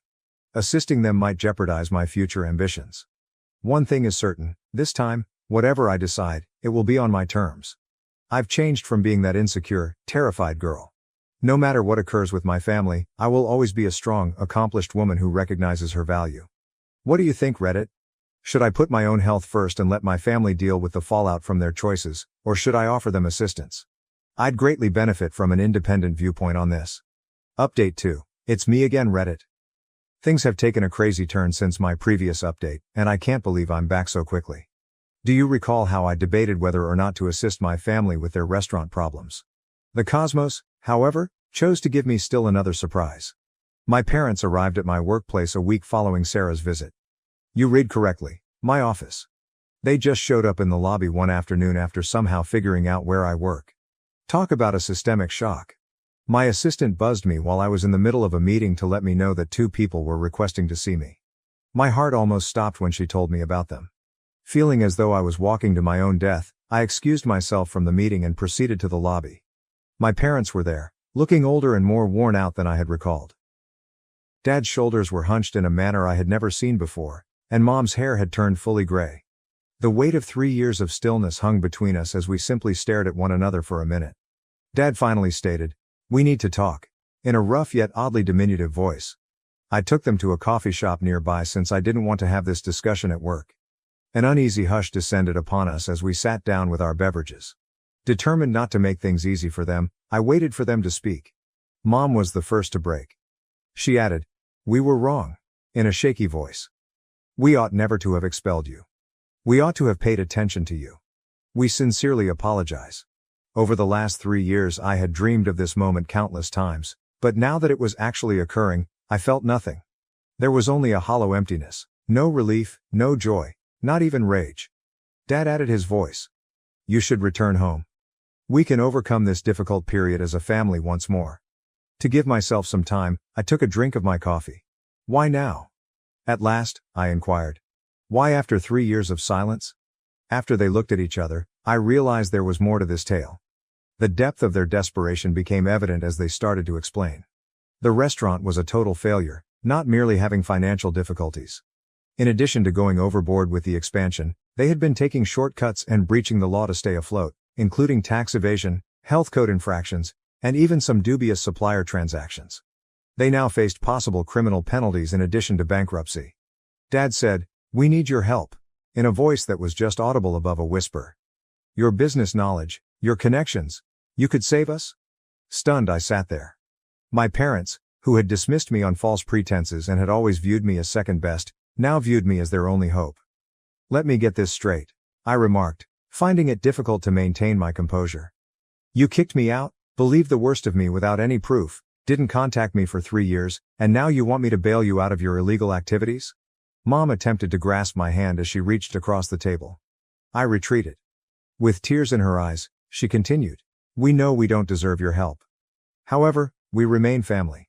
We're at a loss on what to do, so please." Family. That word was used once more. However, as I observed them, I came to the realization that they were no longer members of my family. Aunt Margaret, a member of my family, had given me unwavering support. My family consisted of the friends I had established at work and in my MBA program who respected me for who I was. I inhaled deeply. I said, "I'm sorry," and I was surprised at how composed I felt. "But I am unable to assist you. What you're asking, money isn't the only factor. You're asking me to sacrifice all I've worked so hard to achieve, including my job and principles. I'm not capable of doing it." Their shocked expressions were nearly funny. They obviously didn't think I would say no. Anger colored Dad's face. "After everything we've done for you," I interrupted him. "What have you done for me?" "You mean denying me support for my education when you paid for Sarah's, excluding me on false pretenses and favoring her throughout my life?" Now Mom was crying aloud. "Please, sweetie, we'll lose everything." I experienced a little pang of guilt. Then I thought back on the previous 3 years, including the hardships, the suffering, and the development and accomplishments I had made on my own. I stood up and said, "I'm sorry you're in this situation, but these are the results of your own actions. I am unable to save you." "We'll be ruined," Dad yelled as I turned to go. "Is it your preference?" I stopped and turned to face them. "I want you to accept responsibility for your actions," I stated. "I want you to understand how much you lost when you threw me out. What I really want, though, is to be free of your drama and manipulation." I left my parents behind and left the coffee shop after that. I felt as though a burden had been lifted as I entered the street. I had finally chosen myself, set my boundaries, and confronted them. However, the tale doesn't stop there. I gave that confrontation a lot of thought. I came to the realization that merely leaving was insufficient. My parents' actions were unlawful, and if they persisted, others might suffer harm. I therefore had to make a tough choice. I reported what I learned about the restaurant's unlawful operations to the appropriate authorities, including the police, the IRS, and the health department. Although I knew it was the right decision, it wasn't an easy one. The consequences were severe and quick. Screaming and sobbing, Sarah called me and accused me of ruining the family. I don't know what grounds my parents believed they had, but they alternated between pleading for assistance and threatening legal action in their voicemails. But I didn't back down. I informed the authorities of what I knew and made it apparent that I was not involved in any unlawful activity. Aunt Margaret was there for me during the difficult few weeks, reassuring me that I was acting morally. Although the inquiry is still underway, the eatery has reportedly been closed while a thorough audit is conducted. Sarah and my parents are facing severe legal repercussions. Although it's not a joyful conclusion, it's a fair one. In my case, I'm doing all right, actually better than all right. With everything, there's a feeling of closure. The harmful family dynamics that hindered me for so long have now been broken. I have a successful career. I've even received an approach regarding a possible promotion. I feel like I've found a true professional home because of how supportive my coworkers have been during this process. I've never been closer to Aunt Margaret. After everything calms down, we're arranging a trip together, so we have something to look forward to after all this worry. I'm not going to act like it's been simple. There are times when I question whether I made the correct decision and feel bad. However, I know I made the correct decision when I think back on all the suffering they inflicted on me, including the years of manipulation and partiality. Here I am then. I felt confused and alone after being evicted from my house 3 years ago. I am now independent, prosperous in my work, surrounded by individuals who truly care about me, and at last free from my family's poisonous influence. Although some may have wished for a joyous family reunion, this is my tale, and I'm glad of the progress I've made. Remember this: if you're struggling with toxic family members or tough choices, you have the right to put your own health first. You are entitled to establish limits. Additionally, there are instances when the family you choose matters more than the one you were born into. I appreciate Reddit's support along this journey. You have no idea how much your guidance and assistance have meant. Cheers to fresh starts and making our own happiness. My brother's fiance's prank on my husband led to a defensive reaction, causing tensions that make me reconsider attending their wedding. Original post: I am 25F, my husband is 30M. My brother 32M and his fiancée 31F recently came to visit us in our city. My partner and I are new homeowners and they were staying with us for the first time. My brother's fiancée loves Halloween. She is also a Disney adult and has a childlike side to her which comes out sometimes. She's just super involved, absorbed, when it comes to her interests. Anyway, I'm just sharing this for context because my perspective is that she often gets carried away, and I genuinely feel what I'm going to describe was the result of one of those moments where she just took it too far and suffered some negative consequences. She is, however, taking it as a very personal attack. So we disagreed, and the disagreement resulted in my husband cutting their visit short, aka they were asked to leave. 31F has made comments more than a few times now since meeting him, that my husband gives off a dark vibe.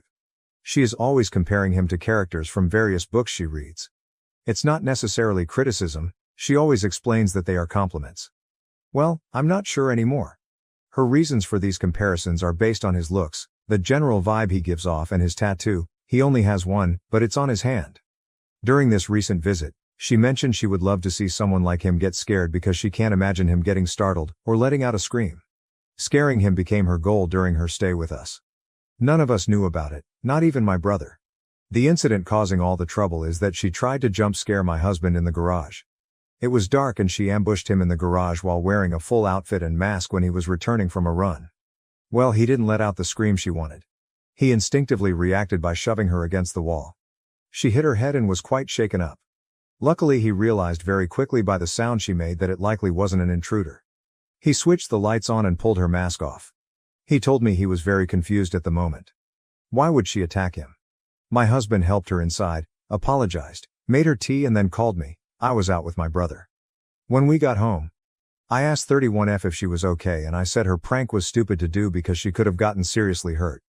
I don't know if it was what I said that bothered her, or if she was just waiting for her partner to come home, but she launched into crying about how my husband used an excessive amount of force, knowing it was most likely her just doing a harmless prank.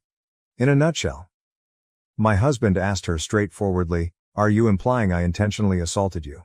She hesitated but chose to say yes, and my husband responded to that with, "Get out of my house." I tried to smooth it, but my husband was adamant if that's what she genuinely believes, she's not welcome to stay. 31F chose to stick to her accusation. I decided to side with my husband. My brother is angry with me. He thinks I should have tried to do damage control and let them stay by convincing my husband to lean more into apologizing and placating his fiancée who was just recovering from the situation. He thinks this whole thing would have blown over if I'd helped my husband fold. I find this unfair. My brother was counting on me to handle all this, yet he didn't speak up during the conversation or try to talk sense into his fiancée. My husband remained calm the entire time, but he obviously felt insulted by her remarks, and I think that's valid. Why should I have taken my brother's fiancé's side over my own husband, especially when I feel like she was wrong for doing all that, then turning around and accusing my husband of wanting to hurt her? My brother says I was short-sighted and should think of their upcoming wedding, but I think he is the one who needs to get his fiancée to apologize to my husband. Editing to add the text below, in an attempt to answer some things that are getting lost in comments. I would like to clarify, when I meant I tried to smooth the situation, I was not taking 31F's side or doubting my husband in any way. I simply tried to get everyone to consider tabling this until emotions had cooled down. And by those emotions, I mean the hysterics of my brother's fiancée. My husband was calm throughout, although there was an obvious finality about his decision. He made his statement and disengaged. As mentioned, my brother looked to me hoping I'd persuade my husband, but I didn't, so they had to leave. The costume. I mentioned in a comment that I didn't get an opportunity to ask that night if she bought an outfit specifically for this prank, or if it was my brother's Halloween costume. They go to adult Halloween parties, and we're attending one this weekend 2 hours from where we live. It was part of my brother's costume. A mask, like a golden masquerade one but more coverage. It reminded me of the gold-jeweled animal masks from Squid Game, or something you'd wear to a Rothschild party in the 70s. And she had on a long robe cloak with a hood. People asked me to update. I will do that. Please look at my comments too in case I already answered a question you might have, but I think these two were the ones I saw pop up the most. I'm sorry I can't keep up with all the comments. I really tried. I will be showing this thread to my brother. Some of OOP's comments. Commenter. Info. What did your brother say when you explained how he should have leaned into having his future wife apologize because the whole thing would have blown over if he'd help her fold? OOP. He kept sticking to her being in shock and having the right to be upset because she got hurt, slammed against the wall. So instead of having a meaningful response, he kept downplaying her behavior and making excuses for her. He is saying he didn't want to invalidate her at that moment and that's why he stayed silent. And he feels that as a woman I should have spoken up to convince my husband to take full blame, try to make it up to her. I guess I'm learning a lot about my brother's relationship dynamic. Commenter. She seems inappropriately fixated on OP's husband. Why was she even pranking him to begin with? Do they normally have jokey banter? This is just so bizarre and I don't understand her thought process. OOP. I don't understand either. My husband has no banter with her. They don't have much of a rapport. All her impressions about him are just superficial ones she's made. She doesn't even know him. But she's the type of person who believes she is really good at reading people and convinces herself she's figured them out and what kind of person they are. She has tried guessing things about him in the past and she gets them wrong because she is basing him off her assumptions. I am sure she does this with other people she meets too. Could it be racially motivated? I don't think her behavior is racial. From my knowledge. She doesn't see him as a Disney villain but rather, like a dark type of character from books and TV shows and stuff. I shared her being a fan of Disney because I was trying to express that she gets really carried away by her interests and I think she loses sight of important things because she's too focused on whatever template she's referencing. He is just a calm and stoic person who is not very talkative. He is not shy, so I think he comes across as difficult to read and maybe a little intimidating because of that. He's just someone who observes more, isn't overly chatty and she doesn't even know him. She just fills the gaps in her knowledge about him with assumptions of who she thinks he is because she thinks she's good at reading people and figuring them out. She's not and has assumed wrong things about me too, but this is something she boasts as a skill of hers. I said it in another comment too. She makes confident guesses about my husband, but often gets it wrong. Dark. Oh wow. I'm learning via comments what dark actually means. And I don't get it, because my husband is not a mean person at all. I wouldn't even say he is brooding. He is just straightforward, calm and controlled and not a yapper like myself and the rest of my family, and her. Unapproachable. I can understand a little because of his stature. Being more of the silent type tends to make someone feel that way from a distance. But he has the warmest smile to bridge that. Sorry to hijack your comment, I know what you were saying. I honestly want to read some of these books now, just to try and see what she sees of my husband in all this. Because I don't see that. Update post. I got a lot of messages requesting an update. I have never made one before, so I hope I'm going about this correctly. Editor's note: remove the recap. I tried to talk to my brother multiple times after the incident, but each attempt ended in silence because I refused to give in to his demands. He wanted my husband and me to apologize to his fiancée, starting with me downplaying the whole situation so she wouldn't feel bad about her prank. I hesitated to send him the Reddit post I'd made. Initially, I thought it might work against us to make things worse. But his total inability to reason with me or see the situation for what it was became beyond frustrating. Since I couldn't physically deliver a cold hard slap to his face for asking me to be complacent and allowing my husband to be falsely accused of assault, I figured the next best thing would be for him to read all your comments. Following the advice I got here, I tried to get ahead of the situation by informing my parents. My dad, a reasonable and practical man, immediately sided with my husband. His comments were similar to what a lot of people here had said, focusing on how dangerous and reckless the prank was and the ramifications of being falsely accused of assault. My mom, who unfortunately has always favored my brother, suggested we at least hear her out, referring to my brother's fiancée. As livid as I was about her reaction, I wasn't surprised by it. My dad did try to shut down her skepticism, but she remained on my brother's side for a few days, until I showed them footage from my brother's Tesla, which he had tried to delete. The Sentry thing, sorry if I'm using the terminology incorrectly, I'm not a Tesla owner, recorded part of the interaction in the garage, not the jump scare itself. But the aftermath, which EMO was more crucial. My husband's account was confirmed. He used a measured amount of force to immobilize her and was prepared to escalate if necessary, which is beyond generous for someone to do in a situation like that, and definitely not owed. Many of you speculated that she might have a fixation or even a crush on my husband, and I'm starting to reconsider some past interactions with that in mind. I also misunderstood what a dark book she expressed she enjoyed, and compared my fiancé to. I learned from comments here that they are actually a subtype of the romance genre. I didn't know she was comparing him to characters in romance novels because one of the characters I recall her comparing my husband to was from a book about dragons. I genuinely wish I still remembered the names of various characters she's mentioned over the months so I could satisfy my own curiosity, but my brain glossed over the names during conversations. We have a group chat for the wedding, which includes my brother, my parents, my brother's fiancée, and her parents. In that chat I addressed the incident but didn't share the Tesla footage, only mentioned that it exists. Her parents didn't respond in the chat, though I know they saw the message. Later, her mom called mine. Apparently, they had no idea about the prank. It's hard to say whether they believe me or if they've taken their daughter's side after speaking with her. My brother's fiancée, and my brother, have both extended apologies to my husband, and have requested our presence at their upcoming wedding. My parents, trying to keep the peace, have encouraged us to go, saying it's the honorable thing to do. So, for the sake of family formality, we've decided to attend. However, my husband has made it clear that we'll be there out of obligation. We will be keeping a distance from them going forward. We haven't explicitly stated it, but there will be no future invitations to our home, not even for the holiday dinner we had planned before all this happened. My husband is going to minimize all future interaction with my brother's fiancée. I don't think we'll ever trust her again. I'll try to spend some one-on-one time with my brother to gauge where we stand. Our relationship feels strained, and this incident has made me realize that I lost him to her long before this happened, something I hadn't fully recognized until now. Thanks to everyone for sharing your opinions. A reporter from a news outlet reached out to me and I remember requesting that if anyone uses my story, I would like them to pass on the following sentiment: I hope that if you share my story, you can help highlight the dangers of ambush-style pranks. These types of pranks create a threatening environment and put everyone involved at risk of serious harm or injury. They are stupid and dangerous. No one should have to feel threatened or be put in a position where their safety is compromised for the sake of a prank. If that's the setup, then it's not a prank.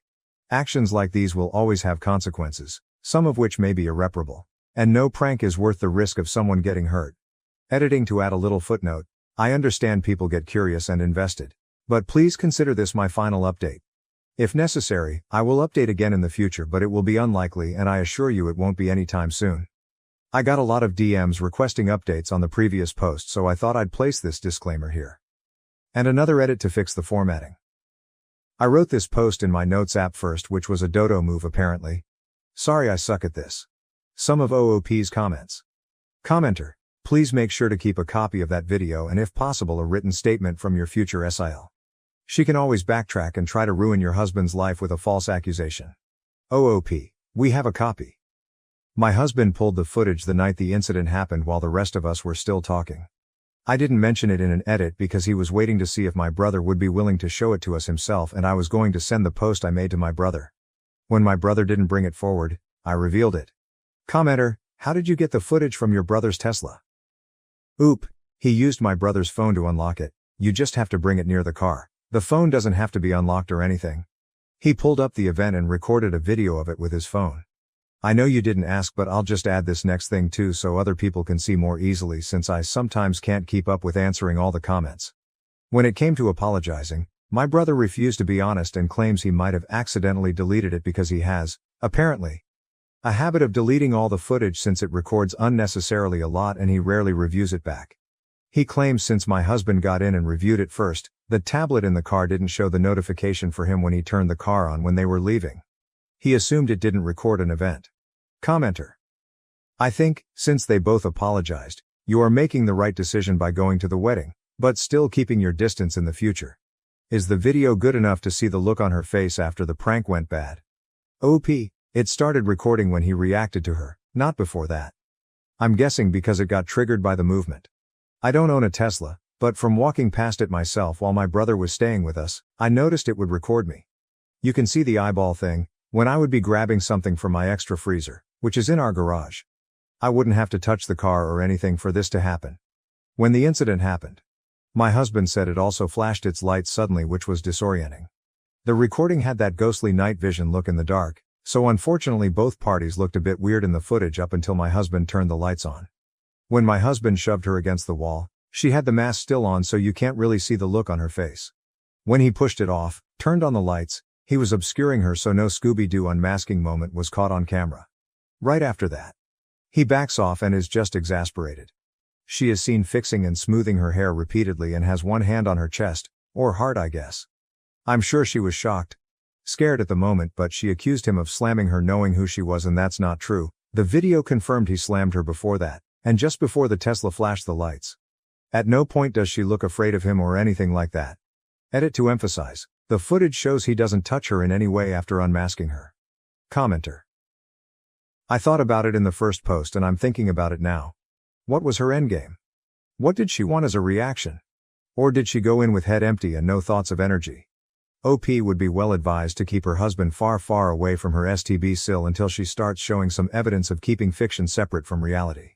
OP, my take as a person who has never read much romance books is that she just wanted to see if she could be the one to startle him. Like maybe she wanted to hear a girly scream escape my otherwise stoic husband who she doesn't really know anything about. Like not even enough to compare him to some fictional guys. I feel like this by itself would be viewed as an accomplishment by her, if she could claim she is the only one who has gotten such a reaction from him, brag about it. It seems juvenile. But she has bragged about similar things. Commenter: out of interest, is your husband objectively conventionally attractive? OP, maybe not in the chiseled male underwear model who looks too perfect kind of way, but he is objectively handsome. He is very tall with dark hair, athletic, and has good bone structure. But he's not flashy or someone who likes to draw attention to himself, so I don't know if his personality fits. He isn't brooding or morally gray or domineering. He is reserved, hard to read. I said in the other post that maybe his persona can come across intimidating from a distance because he's not very chatty and doesn't yap. But his smile can bridge that easily. He's not menacing. Or macho. Or controlling. Or cocky. I don't think he has any of those super toxic traits which probably add to the tension in those books. Brother. That's definitely my main concern. Having an irreversible falling out with my brother because of her. As it stands right now, my brother feels so unreachable, even my dad is struggling to connect with him. We're both worried this marriage is a mistake or something is going on with him that makes him feel he has to go through with it, so much so that he's unwilling to talk to us or even pause to reconsider. Commenter: okay, I'm guessing a slightly spicy book with dragons. Fourth Wing by Rebecca Yarros. The male lead is on the darker side. His name is Zayden Rierson. I love reading, so if anyone has any other ideas, I'd like to hear about it. I can't imagine your brother taking the side of his fiancée pranking your husband. It screams obvious crush, let alone him choosing to marry her. OOP. Guys, tism for the sleuthing, it's killing me not knowing what references she's made in the past because now I'm all of a sudden interested in trying to put myself in her brain. But IDK, if this book character is correct, I read the description and Zayden is brown tawny skinned. My husband has dark hair and a warm skin tone, but he's definitely not brown. But maybe it's not about the looks. I laughed when in the description it says his features are harsh and utterly perfect, as if an artist spent their lifetime carving and sculpting them, yet alone a year on his mouth. Commenter: why does your husband feel obligated to go to the wedding? OOP: he's only going to accompany me. So I'm the obligation. He made that known to my brother. I'm going at the request of my parents, grandparents. And if I'm super honest, I'm also going because I still hope my brother will come around and open up to me and be honest with me. Because throughout this whole ordeal, he hasn't been, and it just seems to me like something is wrong that he isn't sharing, something that goes beyond this incident. So in my head I'm giving him one final opportunity. Because the way things are right now, we are headed for no contact after the wedding, and I just know it will be easier for me if I feel like I did everything and have no regrets. My fiancé lied about being fluent in Korean for 3 years, and now I don't know what to think. Original post: I've been with Jimmy for 3 years now. We first met in college and we pretty much instantly hit it off. I'm full Korean while he's half Korean, even though he doesn't look like it at all. I was slightly disappointed when I found out that he didn't speak Korean. Pretty much everyone in my family speaks it, so more than anything I thought it would be an issue, but it wasn't. He told me that he didn't know it but he was studying it, which I thought was a nice gesture. He met my parents for the first time and they speak English but prefer not to speak it much. My parents complained to me pretty much the entire night and even badmouthed him quite a bit because of his actions and not understanding. I didn't know at the time, but I really defended, and although most dinners at my parents' house were fake nice to him, I tried my best to stick up for him. The first time my parents met his dad and his sister, they spoke very poorly of them. It was downright insulting. His dad had some pretty rude, weird behavior that was frowned upon. I would always talk with my parents on the phone while we lived on campus, often on speakerphone, and Jimmy would just kind of play dumb. Even with my friends, many of them were very rude to him after I told them he didn't understand it. He proposed to me at our favorite park 3 months ago in Korean, and I was so blown away by it. I thought it was the sweetest thing in the world. I cried for joy and happily accepted. I was so proud of him. Fast forward to last week, one of Jimmy's old-time friends had returned from his assignment overseas and met us for dinner, a really nice and respectable guy. And he talks and just full-blown starts speaking in Korean to Jimmy, and I'm taken back. Oh, he doesn't know much, he's still learning. The guy scratches his head and goes, Jimmy is the guy who helped teach me Korean. What are you talking about? And at first I didn't know what to think. I was relieved and excited that Jimmy actually knew it, but the more I thought about it, the more angry I became. When I confronted him about why he didn't tell me sooner, he said that when his mother passed on his 18th birthday, he stopped speaking altogether and just started telling people he didn't understand it. He said that it reminds him of her. Which is understandable, but I don't know if I can accept something like that. When I told my parents, my dad was overjoyed while my mother had a panicked look on herself as she recalled all the nasty things they said about him and his family in front of them. My dad seemed to brush it off and fully understood Jimmy's reasoning for not speaking it anymore, but I don't know if I can be so forgiving.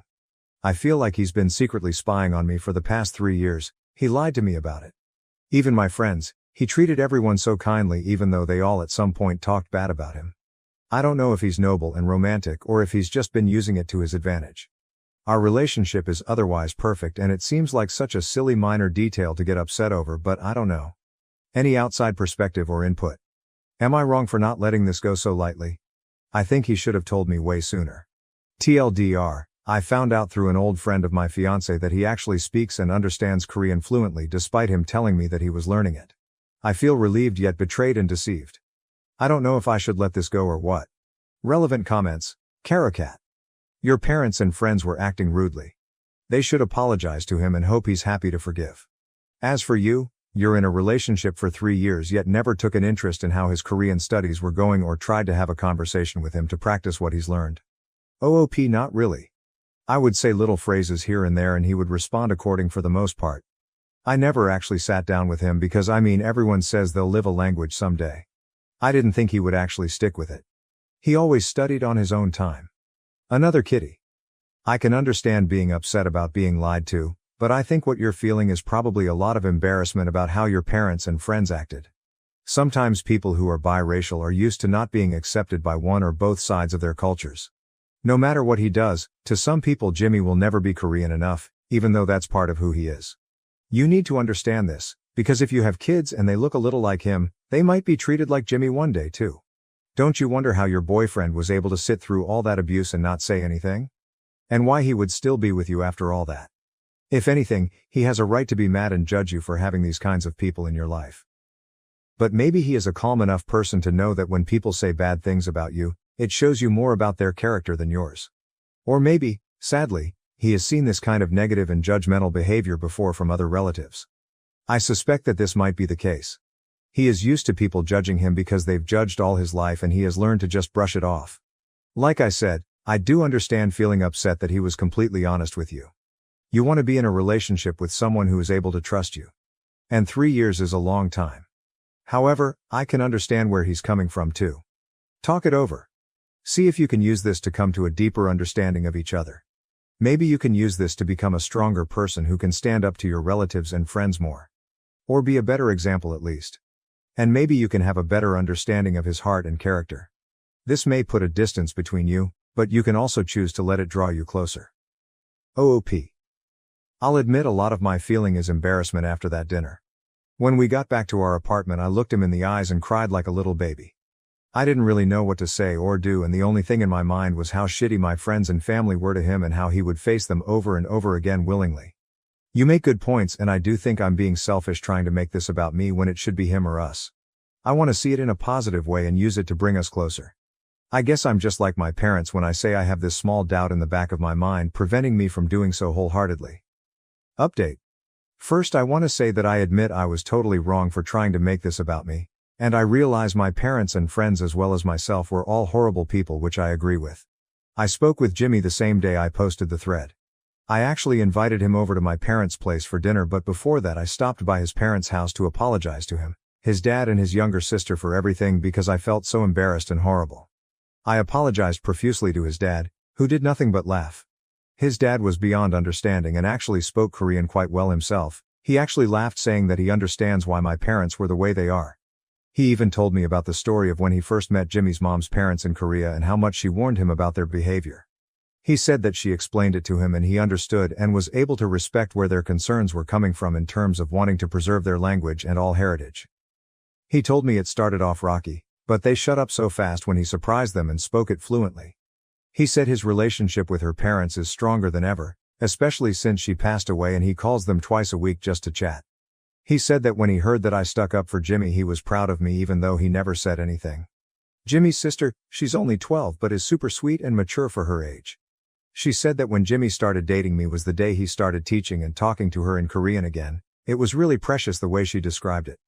His dad talks to her as well, but she really likes when Jimmy does it. As for Jimmy and I, we've been working together to resolve our communication issues and we've spent a lot of time talking all about us. I admitted all my concerns and he addressed them one by one and told me exactly what I needed to hear. He apologized for keeping it from me for so long and told me that he didn't do it maliciously. He just didn't want to associate Korean with the negativity that my parents and friends brought. Which I find is extremely understandable. He said he regarded the language as something pure that he and his mother often shared together, that he didn't want to engage in with my parents and friends. He admitted that it probably sounded silly, but I understood him on an emotional level. He told me about how close he and his mom were. We had never talked this in depth about it before. And I cried like a little baby because I could tell how much he loved and missed her. He told me that she always warned him about the complications of marrying a full-blood Korean while he was a teenager, and he didn't truly understand until he met my parents and friends. I even found out that Jimmy was born and lived in Korea for 12 years. I feel like our relationship is stronger than ever. My doubts and worries are gone and we're going to be a lot more open with one another. I'm ashamed I ever tried to doubt him.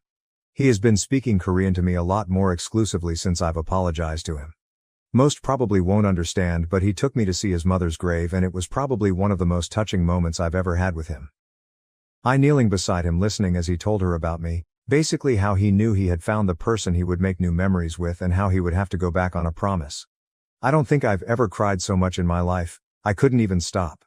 We had dinner with my parents on Tuesday and Jimmy spoke to them in Korean for the first time and my parents apologized for their tongue. I think I didn't make it as clear as I should in my original post, but after I defended him they cut back significantly. Jimmy apologized for their years of disappointment, teasing them for their original concerns. He told them a little about his mom, and when he told them his mother's maiden name, my father's eyes lit up. He didn't really go into detail, but he thinks he might have known of her family. It made him extremely chatty and open. I've never seen my father so excited to talk to someone before in my life. Jimmy also brought up that his family are planning a trip to Korea this summer and he offered to pay for all of us to come with them. My parents haven't been back in years and they happily accepted his offer. Jimmy is wonderful really. I'm lucky to have him and I'll never let him go. Thanks for the advice. Edit. Jimmy's apology to my parents for years of disappointment was in a joking manner, not something sincere. It was meant as a joke and everyone laughed about it. Sort of like breaking ice or easing the tension in the room. TLDR, apologized to Jimmy and his dad and sister, learned about Jimmy's mother and a bit about his past. He's decided to speak Korean more. He forgave my parents and even offered to bring them to Korea with his dad and sister near the end of the summer. All around everything worked out perfectly. Relevant comments. Fixler Gumblies? This is all fine and good, but still your parents and friends who talk shit are pretty bad. Luckily your fiancé is actually Korean enough and we don't need to belittle him to his face. My parents and friends are very bad for talking shit in Korean when they thought he couldn't understand. I realize the magnitude of their actions and I've even told Jimmy that if he wanted us, or just himself, to go low or no contact with them then I would totally support and understand. I think my first post exaggerated the number of times they did. Then after I defended him the first time, they cut back significantly. If Jimmy is willing and able to forgive them then I'm just going to leave it at that, no point in me forcing an issue that he doesn't seem concerned over. He's a much better person than myself for sure, because I would hold it against them. But Jimmy values family bonds quite highly and he wants to have a relationship with my parents and he wants me to keep a good relationship with them as well. As for my friends, I'll be cutting many of them out of my life. Donnie Punani, I'm sorry, but I have to ask, how is Jimmy so forgiving of your parents? It seems like they were being downright shitbags to him for absolutely no reason. Is that a custom or something? Don't speak our language, we'll just talk shit behind your back. I'm surprised Jimmy could forgive your parents, but he's a better man than I am. I'm just a little upset at my own culture's exclusivity superiority complex, it's just so annoying at times. I feel the same way and honestly Jimmy is one of a kind I feel like in terms of forgiveness. But, after talking to him about his mom and family I realize that he regards family very highly and doesn't believe in cutting ties over insulting behavior. He told me that his grandparents are guilty of this superiority, exclusivity complex that my parents seem to have had. All I can say is that we'll try our best to break this cycle at least with our direct families. And I'll teach my future kids the importance of respect regardless of appearance or race or tongue.